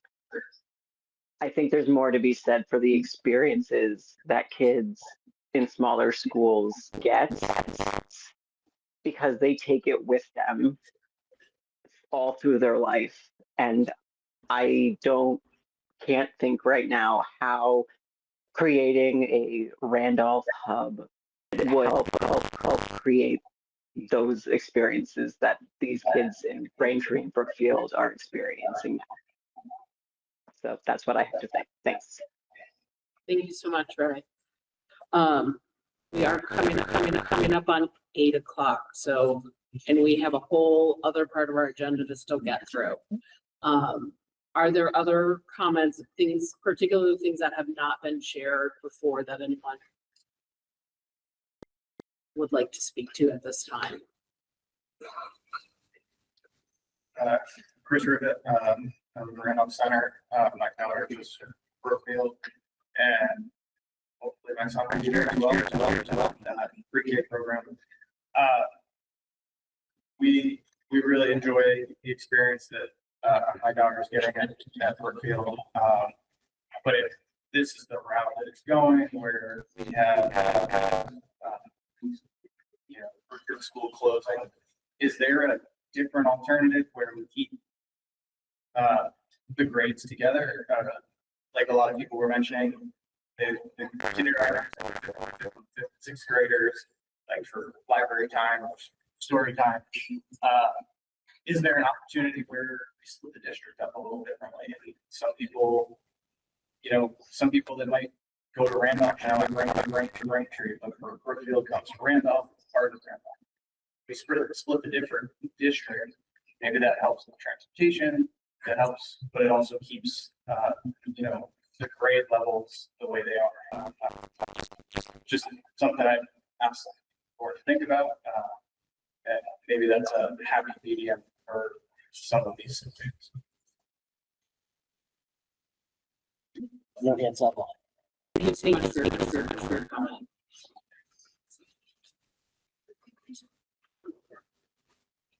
All right, going once, going twice.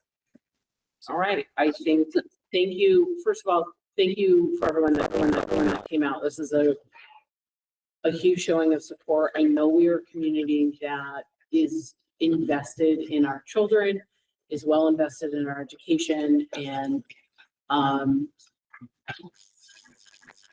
I really appreciate people's honesty and vulnerability and sharing both the strengths and drawbacks of our district as it is now, and thinking about, future possibilities. I appreciate your time. With that, I'm going to move on to the very exciting topic of radon testing. Michael. Okay. Thank you. Thanks, everybody. So in your packet, I included, we've had a VOSHA complaint back about the rate levels at the Brookfield Elementary School. And so in your packet is our response to the VOSHA complaint and the 2 rounds of testing. I've included the board on the communications that I put out about what we're doing. So I feel like I can give you a quick overview, and if you want to go deeper, then you can ask questions. How about that? Quick summary of. So we have tested twice, once in late February, once the results just came in. It came in on Friday. My last update to the community was on Friday. The second results, some rooms went down, some rooms went up in radon. That's not shocking. I've been up there as the superintendent and the engineering team, and just before this meeting, the Department of Health was up there with the facts, answering questions. Tomorrow night is the community's opportunity to participate in a Google Meet with the Department of Health. And tomorrow morning, the engineering is meeting with a mitigator that is state approved. And we expect that we will have a mitigation plan relatively quickly.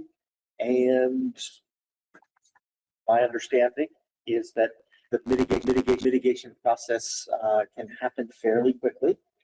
And we have met with the AOE, the Agency of Education, so that the cost to mitigate is going to be more than law would typically require. However, the agency is allowing us to consider this to be an emergency and allowing us to waive the bid process. So we're looking at that. Is money within the current year's budget, so I won't need to come to you to ask to use reserve funds unless this goes into next year. But I'm hopeful that this will be mitigated for June 30th using this year's funds. So at the levels right now, are kids and staff, like, are they breathing in, breathe on, or are you able to do something now to at least keep them from? So we've got so radon is around everywhere in Vermont, right? So you're breathing in radon. One of the things that the Department of Health suggests is that every home get tested for radon, right? So we're above the action level. So we're above the level that says you should do something about it. And we're doing something about it. The Department of Health, what they said today to the faculty and staff, that they'll say tomorrow in the community meeting is it's about long-term exposure. So the words lifetime of exposure repeatedly today. And so we are running the HVAC system at as high as it can go. And we're going to mitigate it as fast as we can. And we're following the state protocols and guidance right now.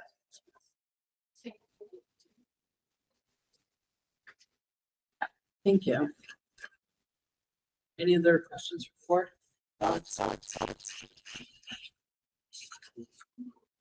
So could you give some numeric values, so I have a sense of what you're talking about? What is the number that's You're looking for the numeric values of what's happening on each row? well, just what's considered the levels and where we're at and what the high levels are. So four picoliters is the action level, and on the the last 2 pages of the supplement, Martha. Okay, got it. They look like this. The level per classroom for the 2 tests. Thank you.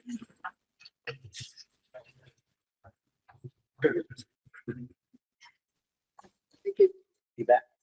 I want to echo, thank you for the quick turnaround. Yeah, I think we're gonna have this mitigated.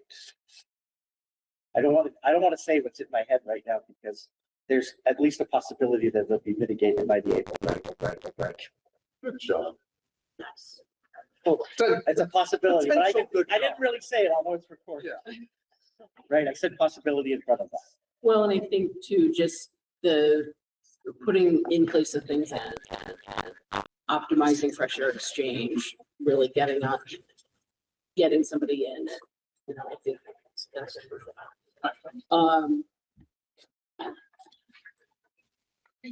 the legislative updates versus report. Do you want to delve into it? Really, are there big highlights or?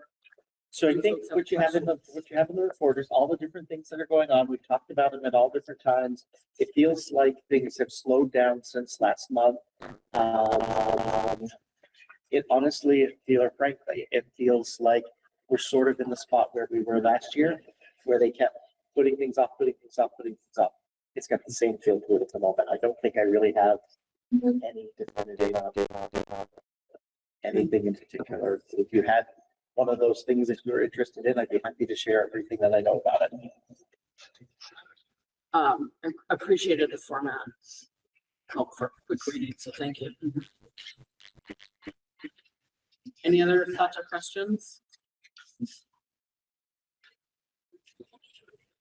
All right, so we'll move on to board process and a discussion about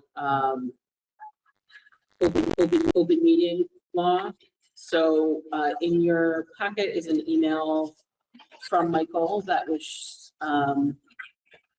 started from Martha to a forum of the board, and the response is included.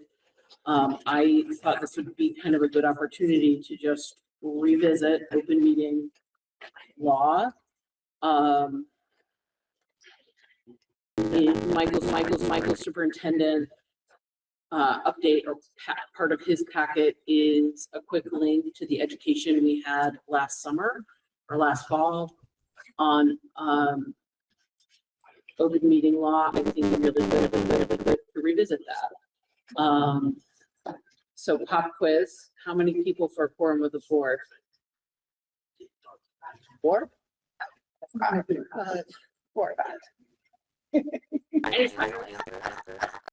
gonna phone friends. 5. Michael? Martha's got it, it's 5. Yep. So if you send a communication to the board with 4 other people on it, that is 5 people on the board that are in that shared communication. So I think those are the big pieces I wanted to highlight. You have anything you'd like to add or share? I think we at our last negotiations meeting, we had they're just helping us negotiate. And I think we had a quick conversation there, and his advice was, again, the only communication you ought to be having as board members with each other really has to do with scheduling. Once you get outside of that, one of the things that happens is you lose the community's trust level, right? If you're sending emails to some part of the board, that conversation doesn't get to happen in open session for the whole world to see. And it goes against your own governance policies in that all board members are supposed to have access to the information. And so even if you don't communicate with a forum of the board outside of a board meeting, you're now going against your own governance policies. I'd also like to share, I think that's really, first of all, I think that's really good advice, that having a quick thought or sharing an article or, I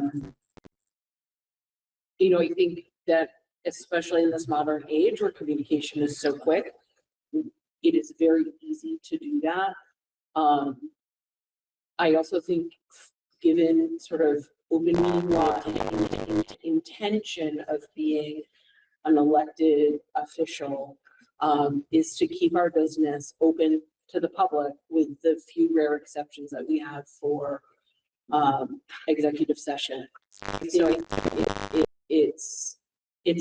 a trust issue with the community, but it's also a respect issue for the community that we are demonstrating respect and honoring our position, our elected position, by open and honest with what we're sharing. I'll just reiterate, I'm always happy to take agenda items. Michael sends me a list every month and we work it in there. And other board members are welcome to send me agenda items, or Ann. If you really hate emailing me, you could totally email Ann or Michael. And we meet typically the Monday or Tuesday prior to our meeting. So we met last Tuesday. So if there are things that you want to discuss, please email that, please email those agenda items to me. and even can work them into the, into our agenda. And if you're looking for specifics, we do have in our governance policies, we have policy 4.3, and it tells you right in there how to get something on the agenda. And I also, it is also our, you know, it's within our policy that if we are acting outside of our own policy governance, Michael's got to tell us. So, I think that's sort of where we're at. If folks have questions about open meeting or thoughts or anything? Okay.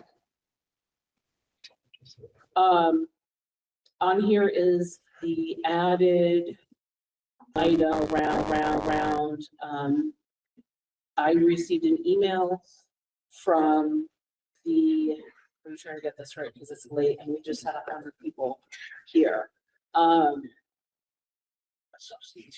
you, the association president, that there is a grievance that's coming before the board. They've gone through the rest of their steps before it comes to us. So, our next step is to schedule a hearing. We have 15 school days, not calendar days, to schedule them.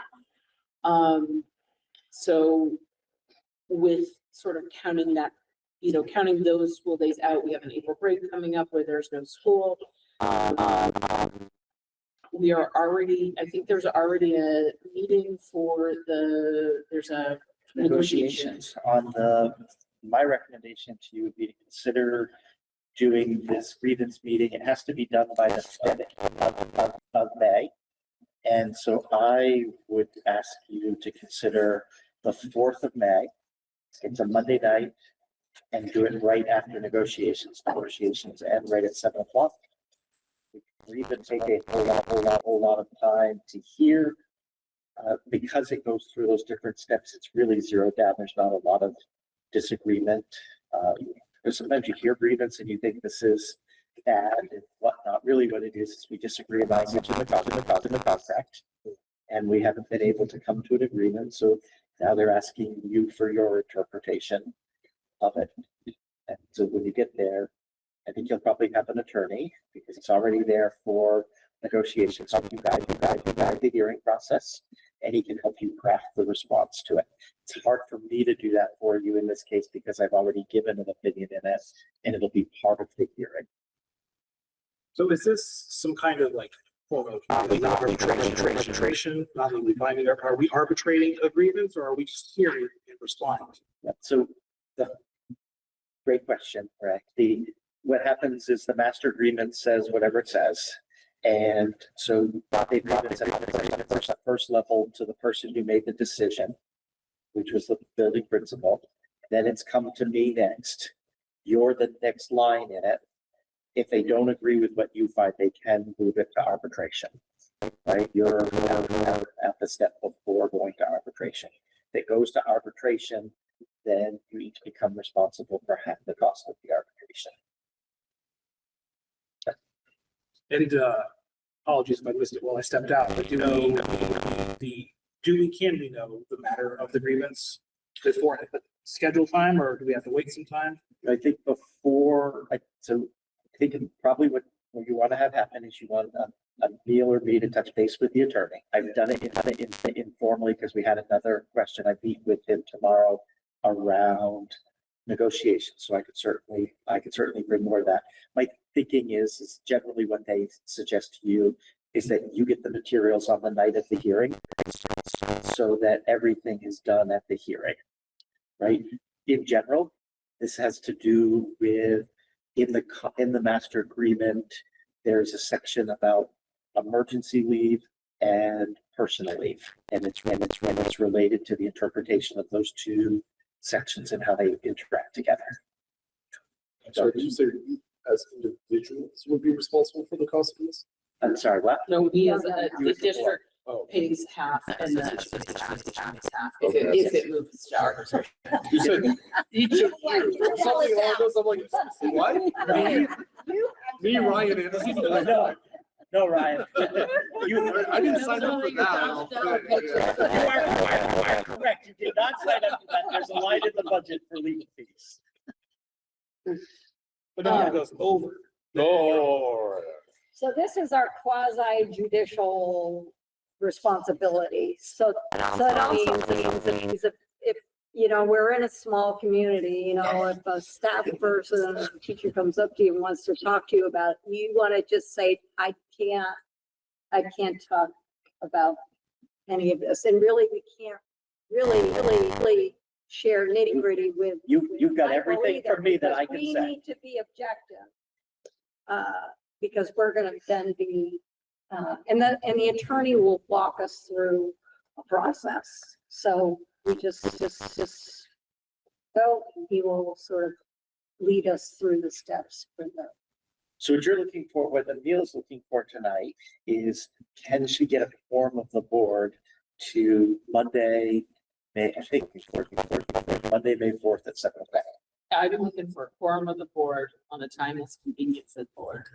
I think if people are already gathered on the 4th, that makes the most sense.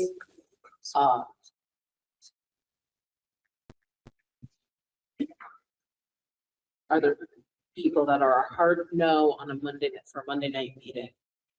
So question. 7, right? At 7. Here Monday the 5th, but Monday is the 4th. Okay. No, Monday. The 5th is our absolute. So this is the deadline. That We're moving it right to the deadline. Star Wars Day, let's go. Well, then it resets a timeline on how long you have to respond. You just have to have a hearing on that. Okay. That sounds good. I think you're probably going to pay the interpreter, right? Sure. Where, do we know where we would be? So we'll be at the high school, in the high school media center conference room. So. All right, so it's feeling strong-ish that we'll have a quorum of the board there. All right. I've seen enough nods that we can make it work, because if we, yeah, If you don't make it work, we're in trouble. we will be sweating it out to all get there on the 5th. So we need 5 of us, right? 5 of At us. 7 o'clock on the 4th of Monday. Yeah. Well, that's one. 2, 3, Ann will be there. 4. Yes, I will be there. 5. Okay, perfect. Do we need to motion to put that into effect for? I think you've just, Pat, you know, I hear a consensus here and I'll schedule it and warn it. Yeah, motion for a meeting to address the grievance on the 4th Monday at 7 PM at the Randolph High School. Second. On May 4th.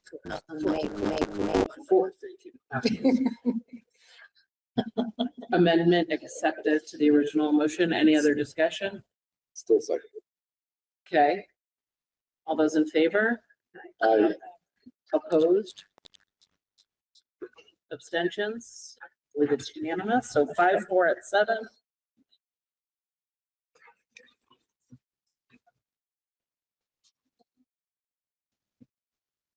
All right.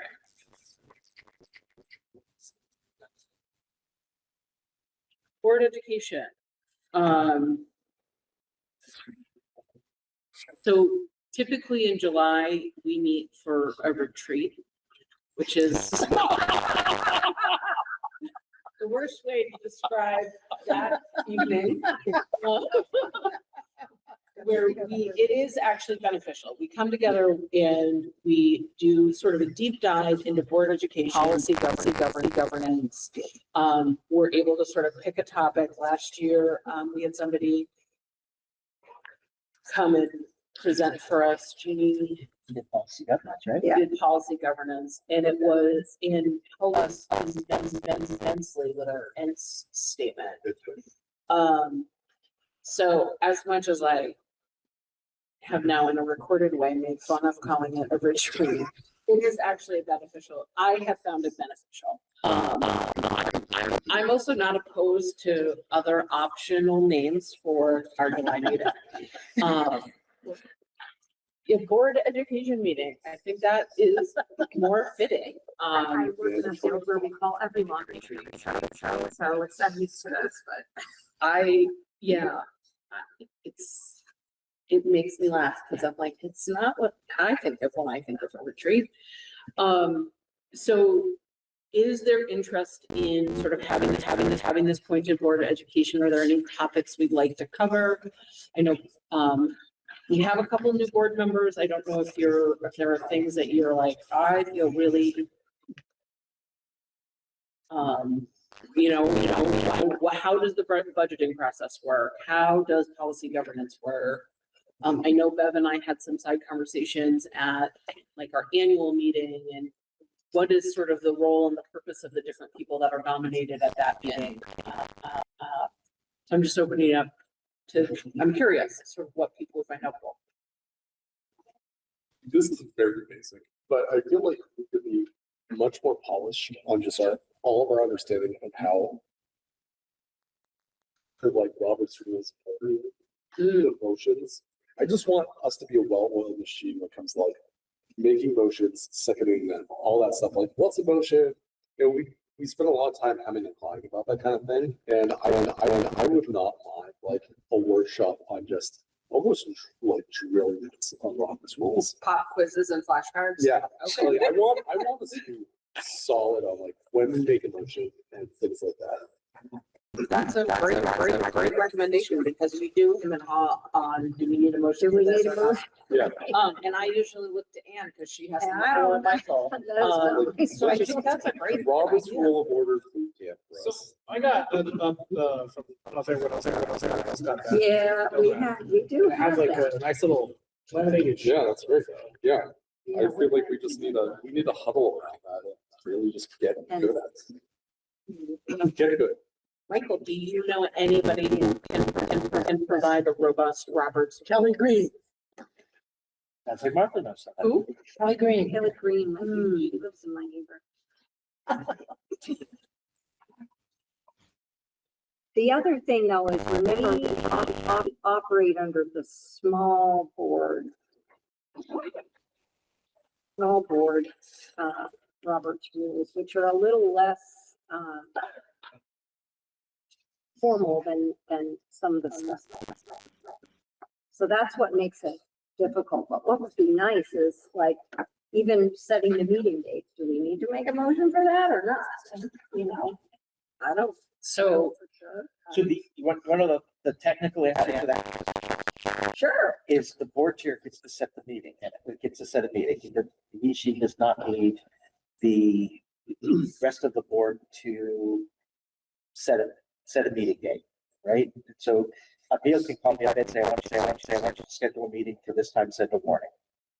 In reality, there's part of what Ryan's pointing out here is there's a practicality to Robert's rules, and then there's a legality to Robert's rules. Because you all operate small board rules, you're never really going to get in too much trouble for not following Robert's rules. And you don't have a parliamentarian here who's making sure that you, like in today's meeting, you had a motion, you left out a month, you sort of pretended to do an amendment that would have never passed the parliamentary muster, but because you're a small board, and then the it was that nobody's going to give you too much grief, and even if people did give you grief about it, the cure is to come back and make the motion again and make it clean. Yeah. Right? So as So- you're commenting, when I popped up with Kelly Green, she's been the moderator for town hall gatherings here in Randall Yes. for quite a long while. She was She's a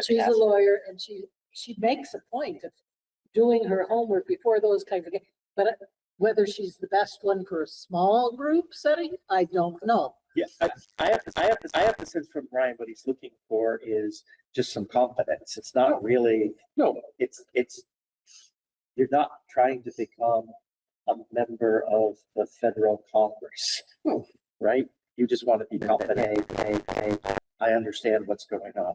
What's going on. Even if we just practice, Or not. Oh, no, no, it'd be fun. So I wonder if sort of in an exercise coming up to that, all the time, throwing in a motion, if just sort of collectively we could kind of notes on that, and then work through it as a group. Yeah. And would you mind reaching out to Kelly Green, because she is our Sure. moderator also. So I was just glancing while everyone was talking back. When we, for the last, meeting, I think I sent, did I send to everybody or maybe only to you? This small board rules by this Jurassic Parliament. And they are very, if you read what is required for the small board rules, it's pretty flexible. Like this one was even saying, motions need not be seconded. Sometimes when a rule is perfectly clear to all present, a vote can be taken without a motions having been introduced. They're relatively. You're not gonna get in trouble as a board for not. Right, and we adopted them when we adopted our rules of procedure, so it's all in there. So it's not as if public doesn't know. But it does seem like that maybe working on our confidence for knowing that we can print off some of those steps. We just have to be more efficient. Right, move the meeting along. Yeah. So I'm gonna put a thought, people, but is there a board nearby that maybe has had more something efficient that's at a board level instead of a town level? That Kelly would be, if she on top of things in that arena, she's very personable.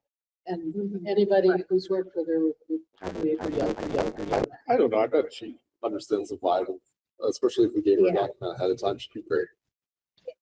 All right, so Anne, can I Sure, delegate you to yeah. reach out to her? since I you're can not reach out to her.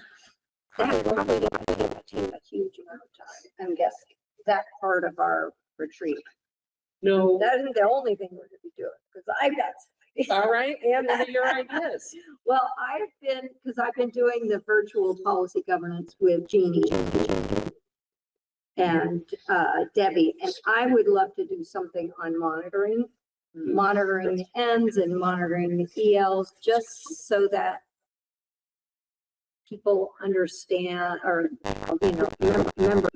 board members, and myself included, I've always sometimes I feel like I'm spending way too much time, and other times I'm like, these ends, that's like a big thing that we need to do, everything is building to the ends, but do we really understand how we're monitoring them and what we're doing with them? So I did talk to Jeannie, and she would be willing to do a training with us on.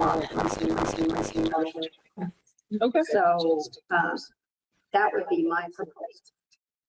Any thoughts or, I would be open to that also, because I think especially like our self-monitoring is kind of ebbs and flows. Don't know what other folks think. Have you been offered a chance to take anything with policy governance trainings? There's The 101, are you gonna be able to do it? I think so. You got I don't- yourself registered? No, not yet. I have to wait for a couple things work-wise to double check the schedule and Yeah, yeah. stuff, so. But I've been planning. Excellent. Any other thoughts on education in July? No worries. A curiosity, is that people don't typically speak and train free. Is there a budget that pays for this? Yeah, and If you reach out to Kyle, she can get you PO'd and all that stuff.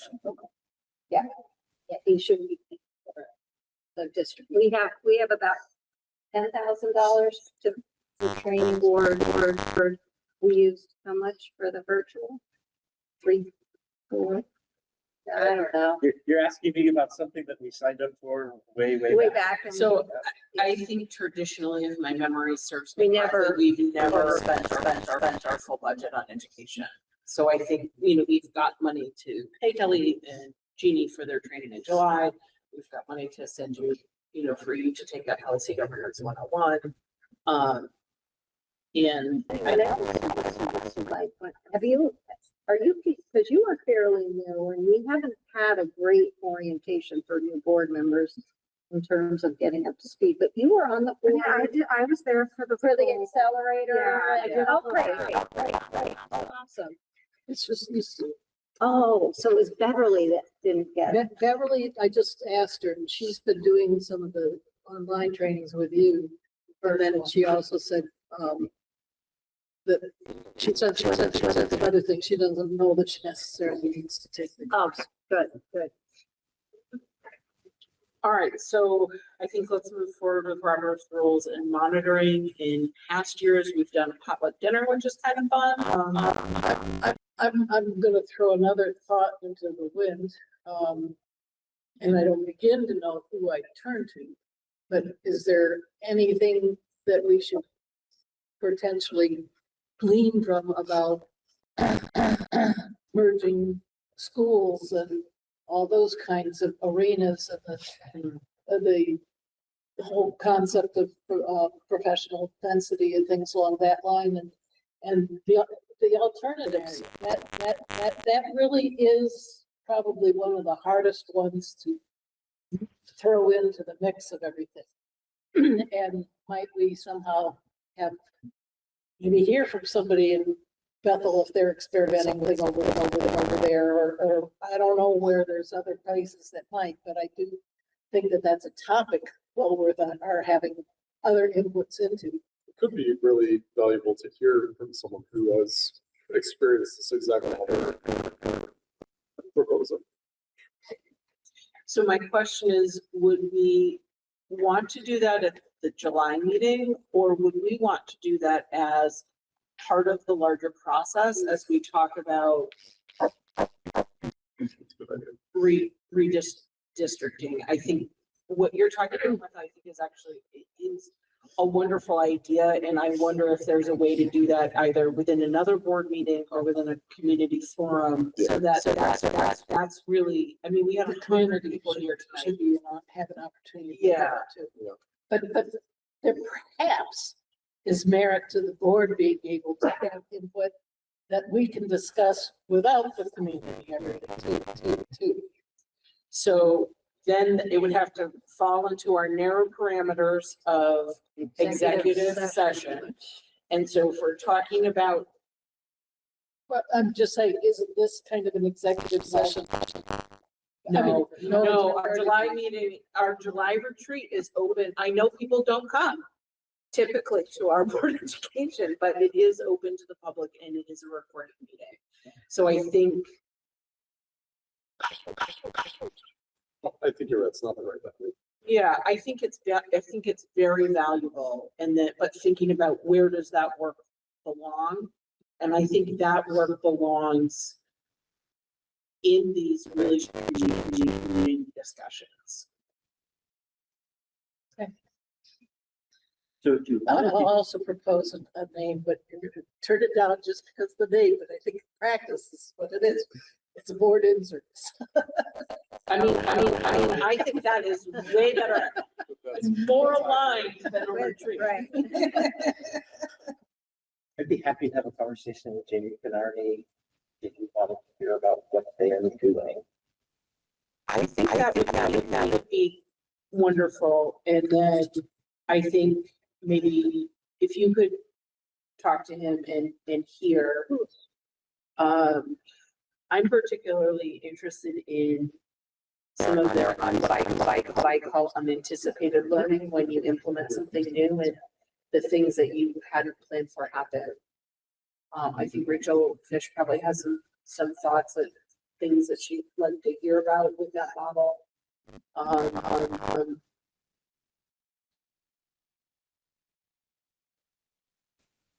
do, and I also, this is my area of expertise. And I'm sorry that I got emotional about it earlier. I am concerned about following many schools are implementing models that are frankly, I don't know what's happening there, and I'm not characterizing it, but But I do know that when we segregate students into alternative programs, this is ableist. This is segregation of disabled students from non-disabled students, and it is often prioritizing the needs of non-disabled kids and what their families want over what is best for our disabled kids, who should be centered in education just as much as our non-disabled kids. And we know, when we talk about with somebody else, I would like us, look, I could talk, I give lectures on this all the time. I can point you to other resources if you don't want to hear from me about it. But there are so many experts in special education who will do that we need more inclusive services, not more exclusive. And I feel so, Sorry. And I think it's, I really, and as an OT, that's why I asked the question about if we have that program, how do we support kids in classrooms that are, without pulling them out? I think what's happening now is we're placing these students out of our district, which maybe this isn't perfect, but is it better than what we're doing now?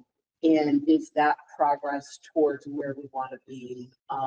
And so I think hearing about what's happening, I think would maybe answer some of that. I could comment briefly that Bethel did a lot of having a para with some of those kids in different classrooms. And so that they were mixed in, and the kids do know who they are, and they did have opportunities to mingle on the playground, and you know, they did what they could to work with, I won't name some of the names, but you know, there was a lot of that happening with Bethel space. So I also want to just kind of bring us back to what we're talking about.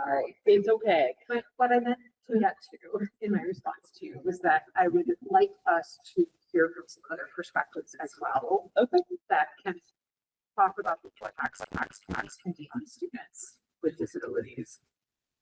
So that as part of the bigger conversation versus in our July meeting. Yes. Okay. Yes. All right. I have a question, Mike, for you. If you can. I know this is not for the next school calendar year.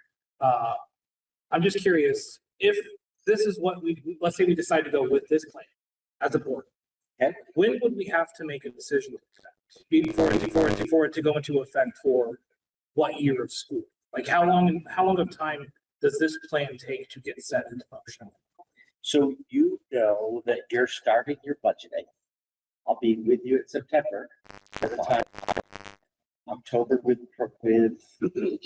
kind of the priorities. November, your first draft, December, your second, and January, your final. Right? So this is going to have, it has implications on it, which is why having the conversation right now and getting it started. And Ray, I'm so glad you brought it up because I'm trying to figure out, I'm sitting here saying, hey, when I get to my board report, how am I going to work us back to this conversation? So you're right. We're going to be moving in this on that timeline. Don't have to. Then we've got to be, you're going to have to keep having the hard conversations to generate 100 people coming out. That's something I love. Was the promotions for tonight in any fashion? We didn't do anything different than what we typically do, but there was stuff from the community that got people out.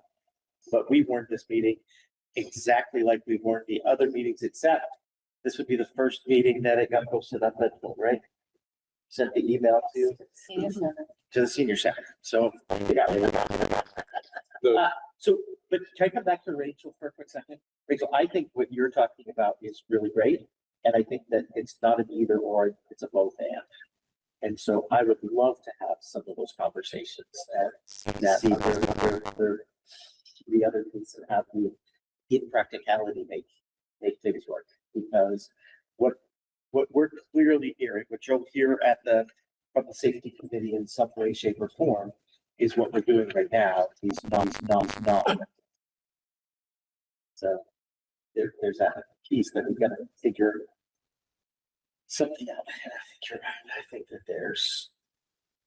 don't disagree with you that what happens is alternative programs get built it, they will come, we fill it, and we don't get people out of it.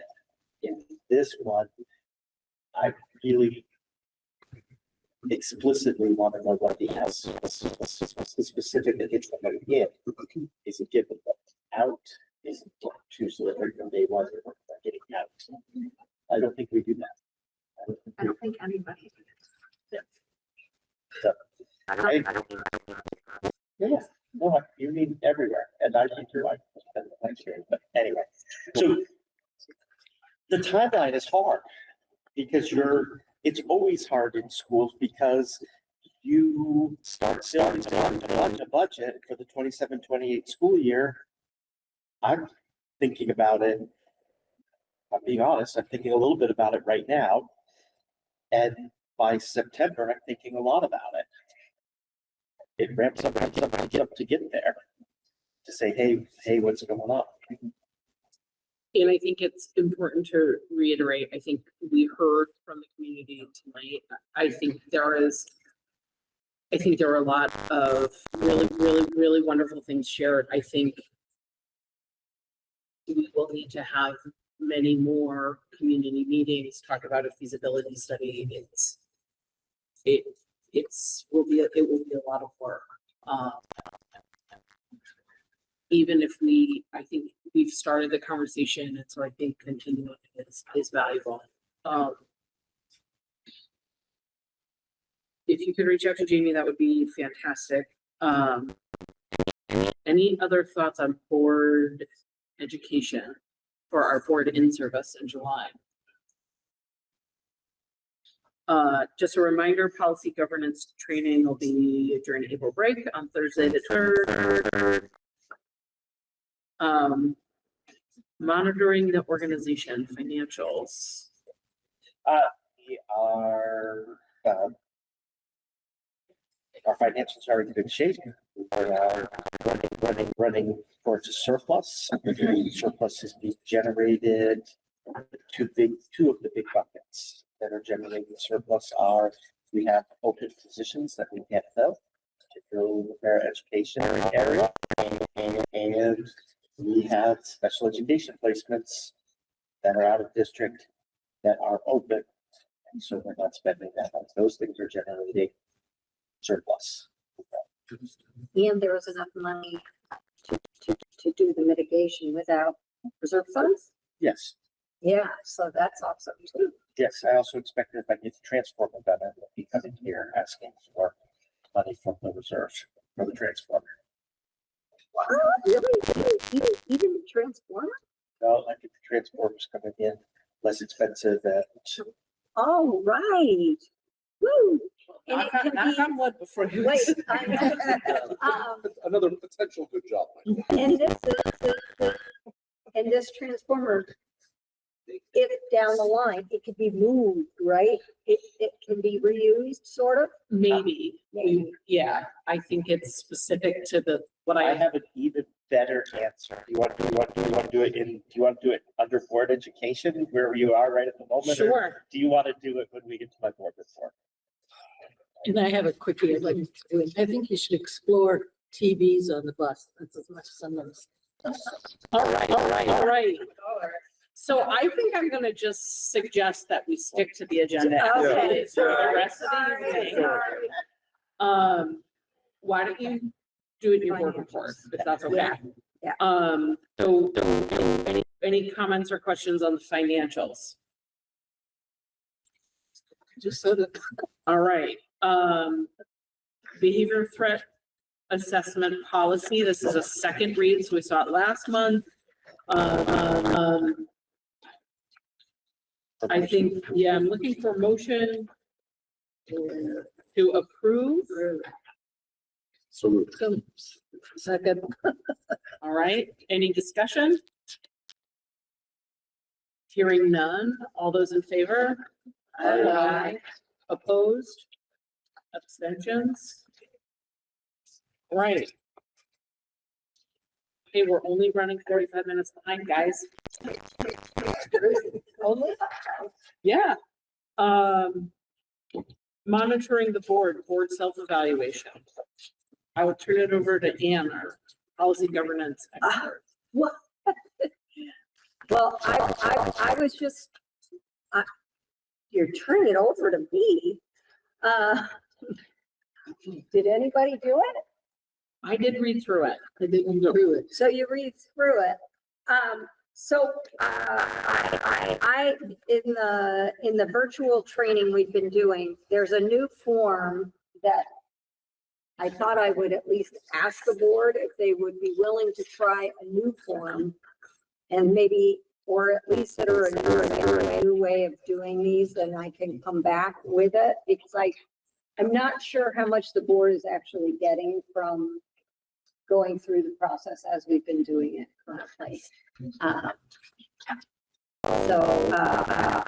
was, when we talked about it in the agenda meeting, I was wondering if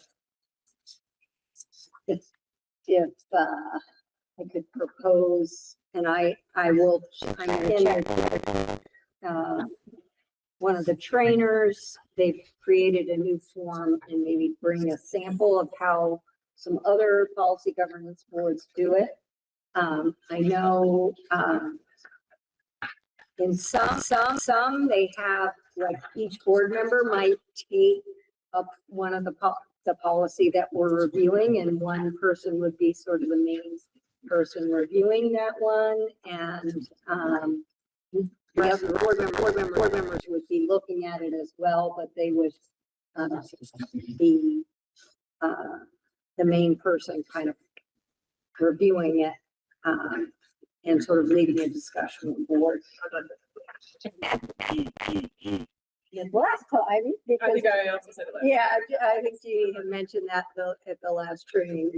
We were like, I don't really want to do it. The other thing is that one of the things that I learned is any time that we review a policy, we should be marking that the date that it was reviewed.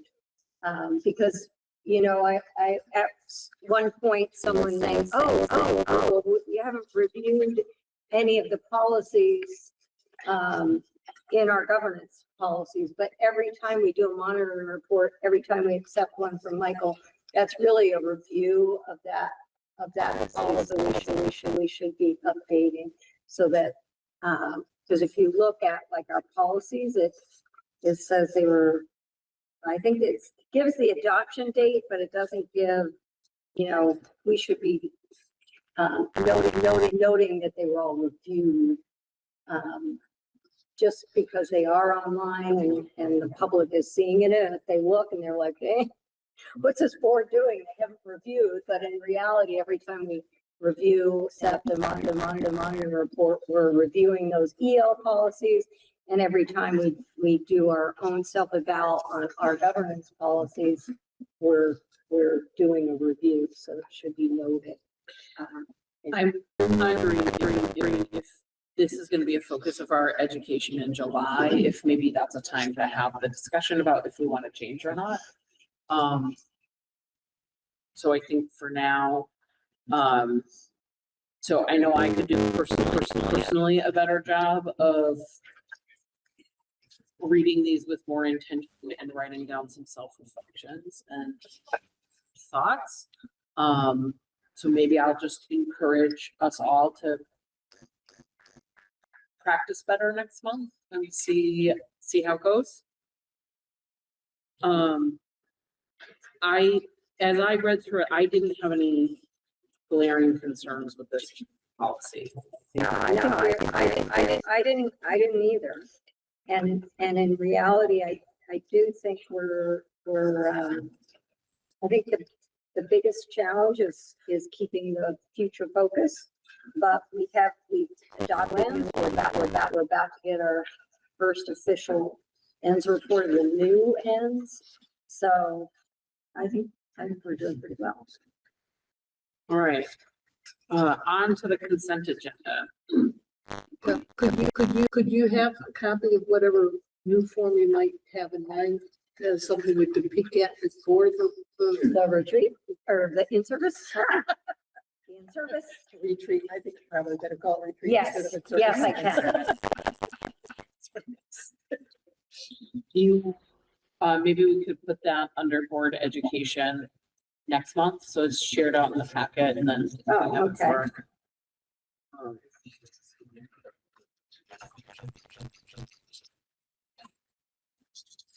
For the May. Yes. Okay. Consent agenda, so we'll need a motion. I'll move to approve the consent agenda. I'll second. Any discussion? All those in favor? Good job not having it on, folks. All those opposed? Any abstentions? All right, thank you. Michael, Superintendent's report. So I had this really great section in my superintendent's report about introducing ideas about OSSD reconfiguration. Please do. And so I'm going to leave it alone at that. So thank you for having that conversation. I'm particularly going to look at Ray for a quick second and say thanks on your second board meeting for sitting through and being a part of that. I know that was there's not many items that generate the interest of 100 people. I do think this is an important topic. I think you need time to think about it.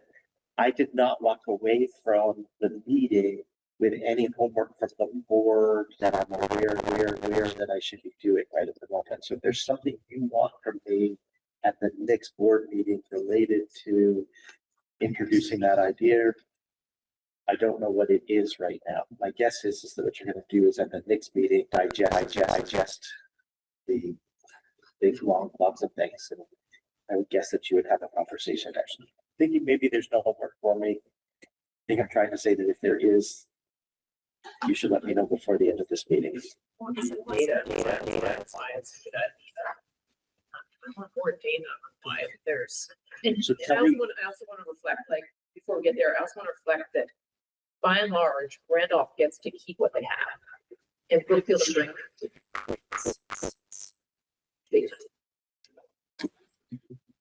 Okay. Is there data in particular that you know that you want from me? I think it would be, I think it would be data on how the alternative programs benefit our students, both the students who are using the program directly and the other classes. Those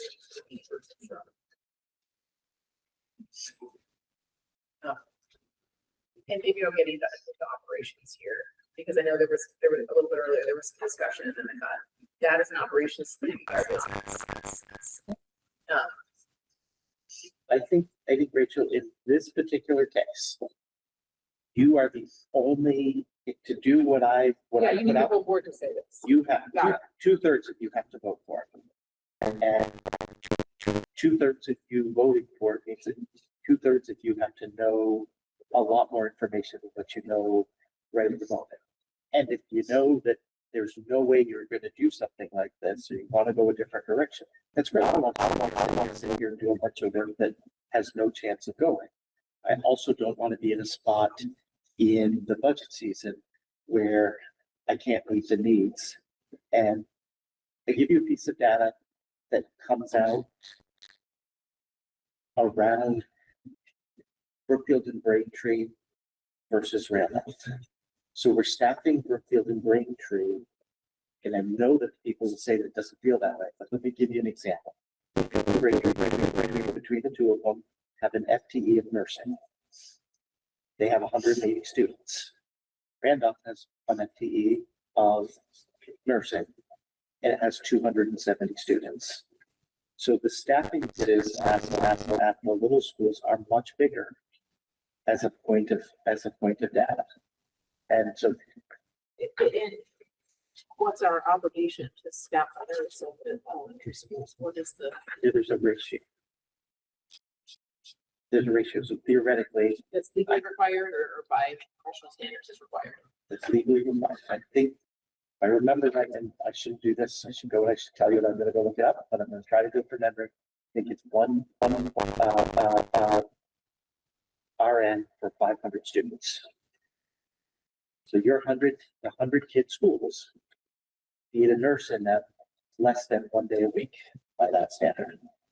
And if I put a nurse into this, remember what happened when 2.5 days a week, we were putting a nurse in buildings? What happened? This is just kind of furthering the discussion, so I don't know, I want you to cut this off if this is outside the scope of what we should talk about. Well, but yes, people can't have everything they want. Yes. And so if it is important to our community, and I didn't hear that necessarily tonight, but it's important to our community to have a school in Brookfield. And to maintain what we have as a school in Braintree. Yes. There are trade-offs. You have a small rural school, you don't have competitors there all the time. Yes. You don't have a behavioral interventionist all the time. You know, whatever the things are that are professionally appropriate. Yes. And the conversation that comes with that is, then the school's not safe. That's what your safety committee was having. So these are the pieces that I'm trying to balance and trying to say, hey, you also notice that in what I put together, I've only pretty much talked about the positives. I tried it, what made the slides. There's really almost nothing in there. And so, yeah. Yeah. I'm gonna leave it at that. As you spoke, I had more and more questions. Yes. Because I felt things that were not flushed out. That are important in this discussion. And we are not working with a big timeline. We're talking about budgets in 6 months. Yes. So do we need to reconvene before the next board meeting, or do we want to? I mean, this is a lot of information. I need time to digest it. Yeah. And I also this has come up before, and I sort of heard this tone again that when we talk about our elementary schools, there is a marked difference about how people talk about Braintree and Brookfield and how they talk about Randolph. And I think I'm trying to think of how to say this, how to express what this is my observation. You know, hearing you say Braintree and Brookfield have the most to lose. And hearing sort of the staffing ratio for the small size of students, and that's not available right now in Randolph. I think there's really vast inequity in our district. And that's the part I really think about is, and I heard Dalen say it tonight, that your small school is really good for your kid that it's really good for. And if you have a kid that doesn't belong that community, or they have a difficult time with a teacher, that has huge significant impacts. And so I think just looking at this from a broad equity lens of district,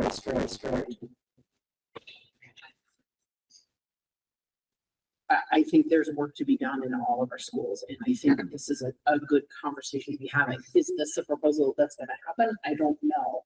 But I think thinking through an equity lens, I think it's a very worthwhile discussion. If I could actually make a couple comments to kind of go off what you said is, it's very important to not look at this as a zero-sum game. Not everyone's lost somebody's game. Not everyone's gained somebody's loss, right? So it's very important not to lose sight of that. I also do want to point out that we are in Braintree right now. And I don't know if maybe I'm mishearing, but it sounded like I heard a lot of Braintree perspectives. So I'd like to give opportunities to the other communities to have a more localized meeting for them to have their opportunities. You know, some of them could make it today, maybe they can make the next one. I think that's probably going to be the best route to go, is to give everyone a chance to talk within their communities, within their settings where they're comfortable. When are we back at Brookfield? What? Because we were just there last time. Actually, I was making notes. The vast majority were Braintree or Brookfield, and only a few were Randolph. And historically, the school was the hub that created the community. And so people have long held on to their school because it's the hub of my community. And so, yeah, I think you're gonna hear the loudest voices from the Braintree and Brookfields that feel that their hub is jeopardy. Potentially. I'm gonna put a proposal out there that maybe at our May meeting, we digest this a little bit more and think about how to set up a framework for community-based meetings. That May meeting feels like it's right around the corner.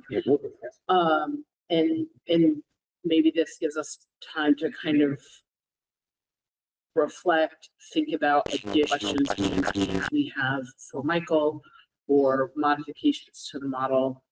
I also feel, to raise point that we had, we're in Braintree now, and that expanding this conversation to more, for more input is probably our next step.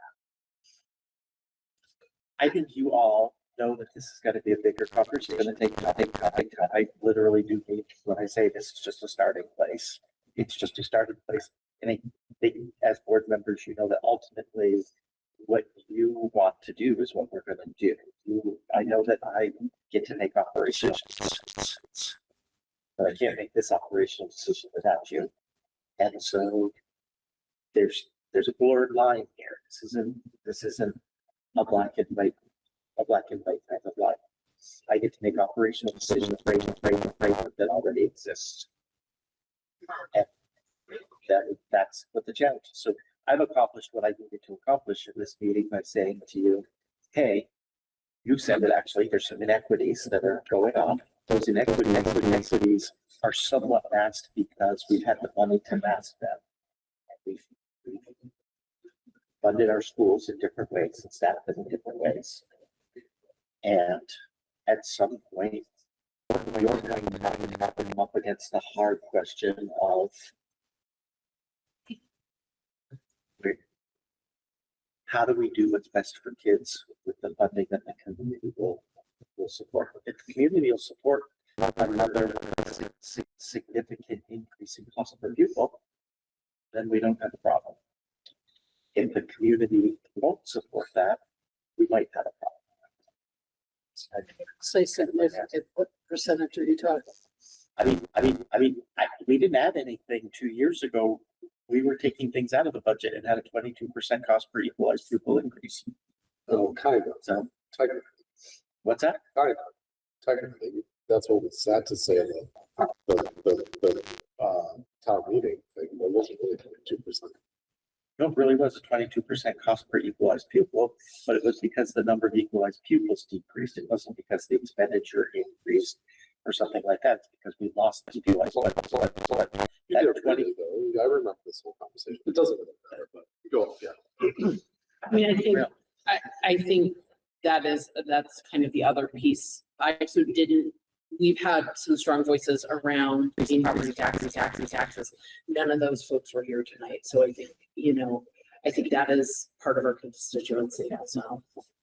So I love the idea that you're going to digest and that we're going to talk about this some more, that you'll point me in the direction of where you want to go. I'm going to be thinking about a program. I'm going to be thinking about different data points.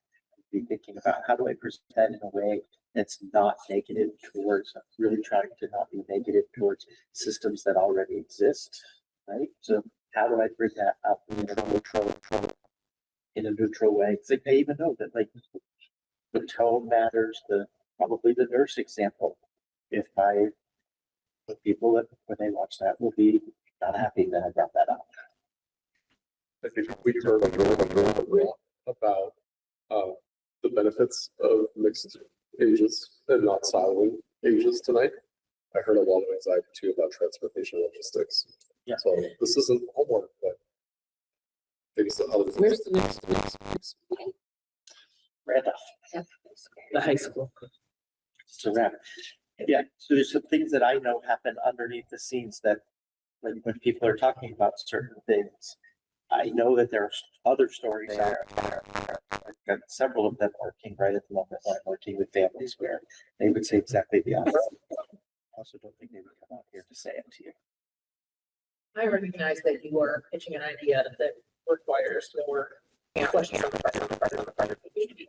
And that you're also trying to build excitement around an idea. So you are using positive. But I need a really good assessment. There are huge trade-offs here, and to not mention them just makes me very uncomfortable because it's dishonest. Not that your presentation was, I understand what you're doing, but if you don't get to that, we're talking very quickly about the drawbacks to this and what we're giving up to do this. I can't. The drawbacks to the whole proposal. Just like you gave me all the pros, I need all the cons. Yeah, I need the alternatives. I need a lot of help with the cons. I do. I need a lot of help with the cons because as soon as I sit here and I tell you that there are education gaps and that I can't have a guaranteed viable curriculum, and then the next thing that I hear is this one building has all of these things and the rest of them don't. I didn't hear that. I heard that. What was the great thing? What was the great thing that you heard about? I should do this. I'll come to you after. I'll ask you a question after. So I think time to digest, and maybe in that May meeting, come with the homework that we have for Michael, and I would anticipate that maybe we need to have another meeting between this is what it sounded like. Hey, the other thing that's in my board, that's not in my board report, but should be, is the transformer. So there's an A transformer and a B transformer, let's call it, at the high school. The A transformer is the one that is 70 years old and needs to be replaced. And the B transformer is running at about 1/4 capacity, which means that it can take on all of the capacity that the A transformer has. So really, we don't need a new transformer. We can reroute the electricity to go through the B transformer and be in place. B transformer is only like 20%. So the B transformer was way oversized when it got in. It was ready for more electricity to go through there. And so the fix of it, well, not a brand new A transformer. It's to regroup, and instead of 500,000, probably could be more than less than 2. That is great news. Thank you. So quick action item recap. Ian's going to reach out to Kelly Green, and she's already reached out to Judy Collins about the July in-service. We'll bring forward the new form that Ian's about and just look at it for board education next meeting. In May, we'll talk about setting up community meetings and listening sessions and come with some, I don't know how to frame this, essentially homework proposal, and after we've all had time to. I just call it next steps. Yeah, next steps. Having or drop that. Because I'm not, please don't sit here and think that I'm saying you have to do this. That is not what's happening here.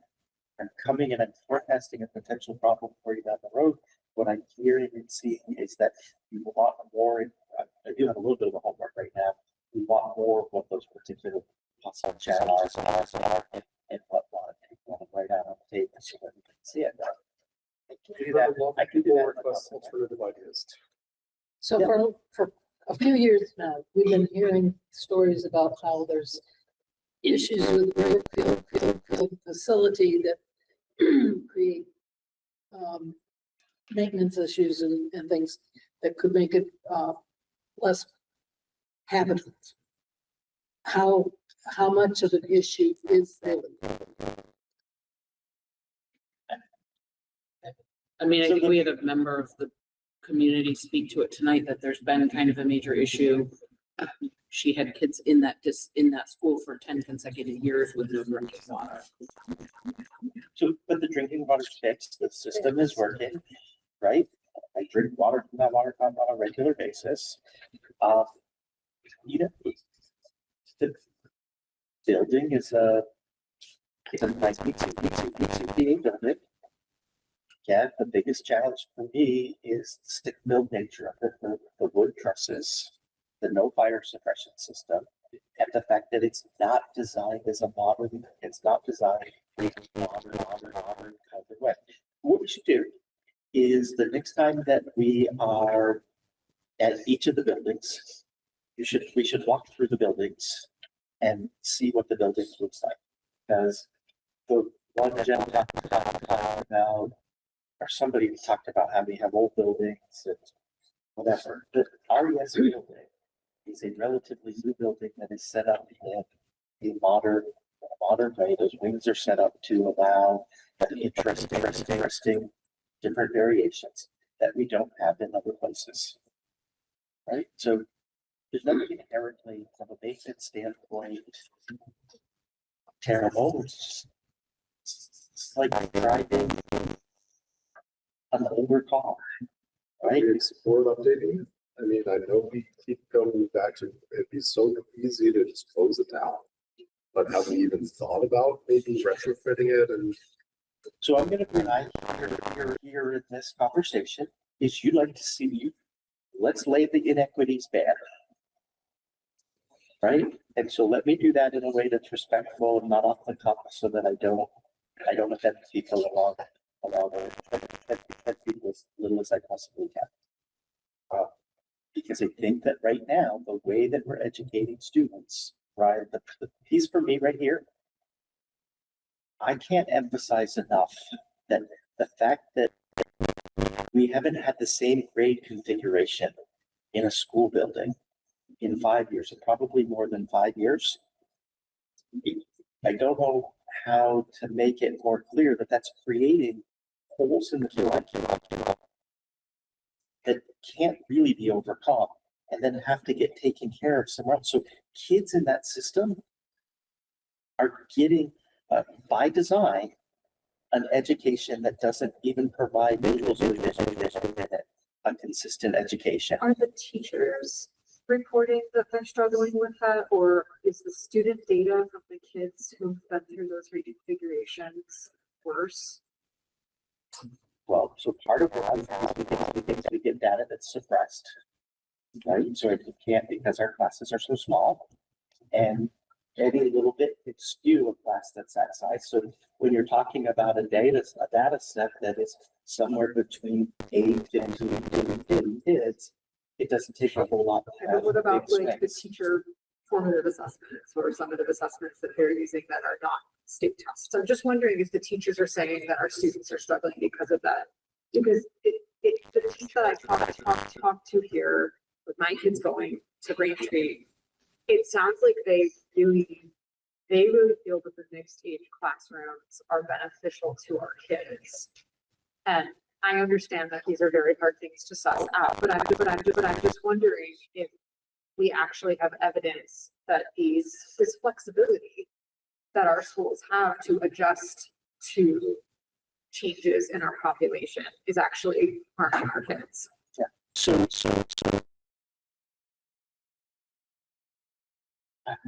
I'm trying to put it into a data set for you, but do you see how, maybe I'm just off on this.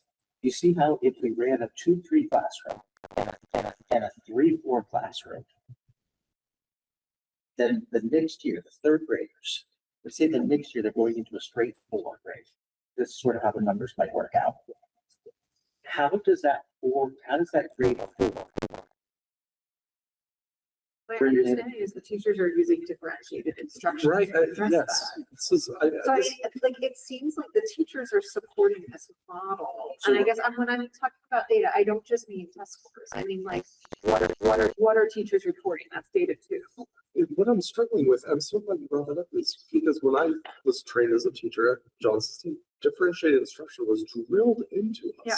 Yes. It's what we still teach today in education. And when I was in Brookfield, the classes were combined. You had 1, 2, 3, 4, 5, 6. But they're not combined that way, right? In 1 year, they're combined 1, 2, 3, 4, 5, 6, maybe. Then the next year, they're combined 2, 3, 4, 5, and a straight 6. That's what I'm trying to tell you, is they're not combined. I'd be all You have a for, combined 2, you have a 3, 4, 5 right now, Brookfield. I think, telling you is that But they've what never. did you have? But right now, you don't. I would bring my, It changes. I would bring my So it cheat- changes every year based on the population. Got it. yes. And so therefore your curriculum is never locked in to be able to say, where are the gaps? How are we meeting these students' needs? You could differentiate. Sorry, you could definitely differentiate. So I worked in Colchester when Carol Ann Robinson came in and did research at Colchester. I was part of, she came into my classes and did research and taught us about differentiated instruction. So I don't think there's any way that Carol Ann Tomlinson said, hey, it's a great idea to be moving your mixed grades a different configuration every single year. And you'll just differentiate instructor, you just differentiate instruct your way out of that. So we set up a structure that's putting failure into the mix.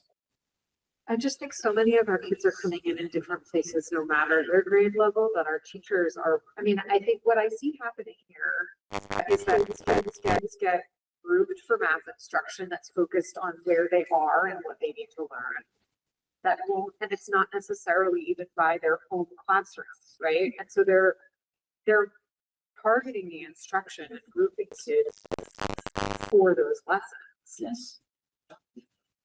And they're using, just so we're all on the same page with it, they're using more interventionists to be able to do that, right? So if we staff, if you think that's the model that we should be, then I need to bring you a budget that's going to upstaff the other buildings so that it's staffed similar to what this is staffed at. I'm okay doing that.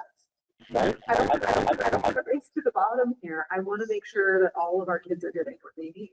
Great. And if that's what you tell me out of this, then it's fantastic. I'm happy to do it.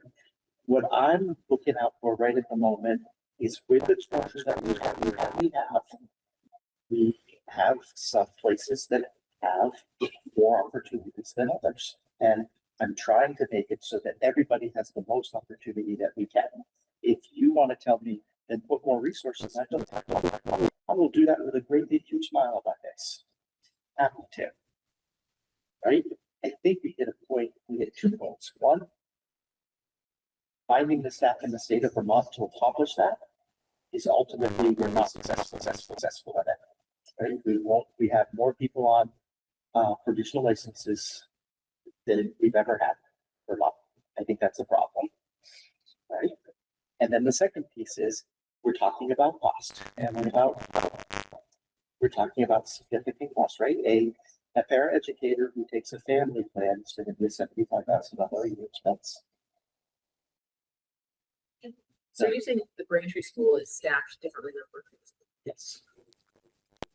And so there's more money being spent on kids Braintree than there is on kids Brookfield. Or we could break it out as a ratio, yes. Why? Because the way that things have been advocated and moved around. So I made an operational decision this year rather than go through Keaton really, I've struggled hard with 2, 3, 4. I took Medicaid money, shifted. We have a large amount of Medicaid money that's carried forward. So funded the interventionist with that and I'm hiring a teacher. So that we can have a straight. So that we don't have that mixed piece. In Brookfield, right? Initially, what I wanted to do was I wanted to take the STEM teacher and move that. That's when we approved the budget, we looked at the budget, that's what was going on. The report here that the title funds didn't come in as high as what we were hoping they would, meant that I don't have the STEM position. And so, but it's gonna take the STEM position and create that as the interventionist up there through the classroom, so that we didn't create more holes. So I will be at the spot the following year where I would have to look here and say, okay, you all have more interventionists, don't have Medicaid funds that last forever. And so I'm gonna have to move the interventionist here that's doing some of that work that allows the configuration that happens here just to meet the bare minimum up there. And so I love that I'm not trying for a zero-sum game. And that's why I put together the proposal I did, because I'm trying to look at something that everybody ends up with better opportunities. So I think that's the piece. And so in my head, when you ask me to find the cons, I do have a con list, but it's relatively small to what this proposal is. The transportation piece that people want tonight, that's the biggest thing on the list. And I think I can overcome that with busing and whatnot. I can overcome it to some extent. But I don't want to do it if people, right? I'm not. It doesn't make sense. Doesn't make sense. If that's, I don't know that people believe me that I'm okay with no as an answer. That this isn't the time. This isn't the place. I just don't want to get to the spot where 6 months, a year and 6 months from now, you say, why didn't you tell us this was coming?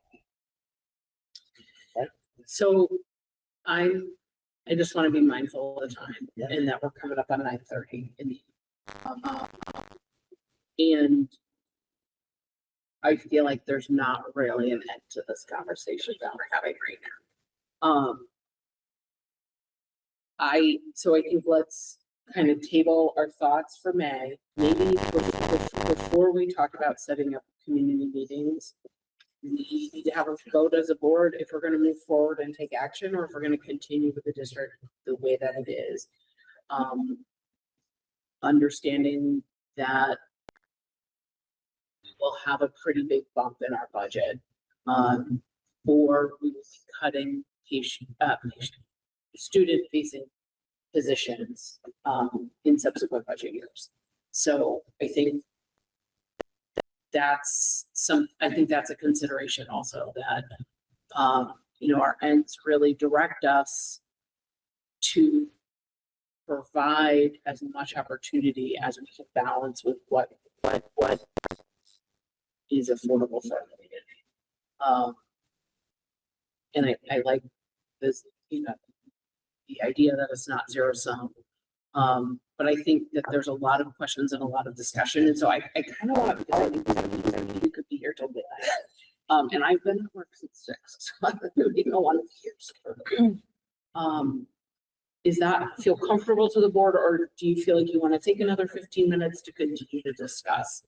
I do have one that I would inject, and that you said maybe we should be walking around the buildings. Might we have comments from Bob Worley and Clue about different things that we should perhaps be peeking in on, that he knows where there's service the board should maybe be aware of? I mean, I'd go back and I'd watch the facilities, the feasibility study. What was in the feasibility study? Yeah, It Were you was. on the board? No, it was before. Yeah, you might want to look back on that, because he had pictures, so you can see what the rafters and Brookfield School look like. That's on Orca Media, and I can't remember the exact meeting. Could somebody look back and come up with a meeting so we can find the video? month and you've got access meeting minutes and to all the videos. If you go back to this, I think it was November, maybe a September meeting, but it was at, RUHS. This year, right. It's in the media RUHS, and it was my first year here.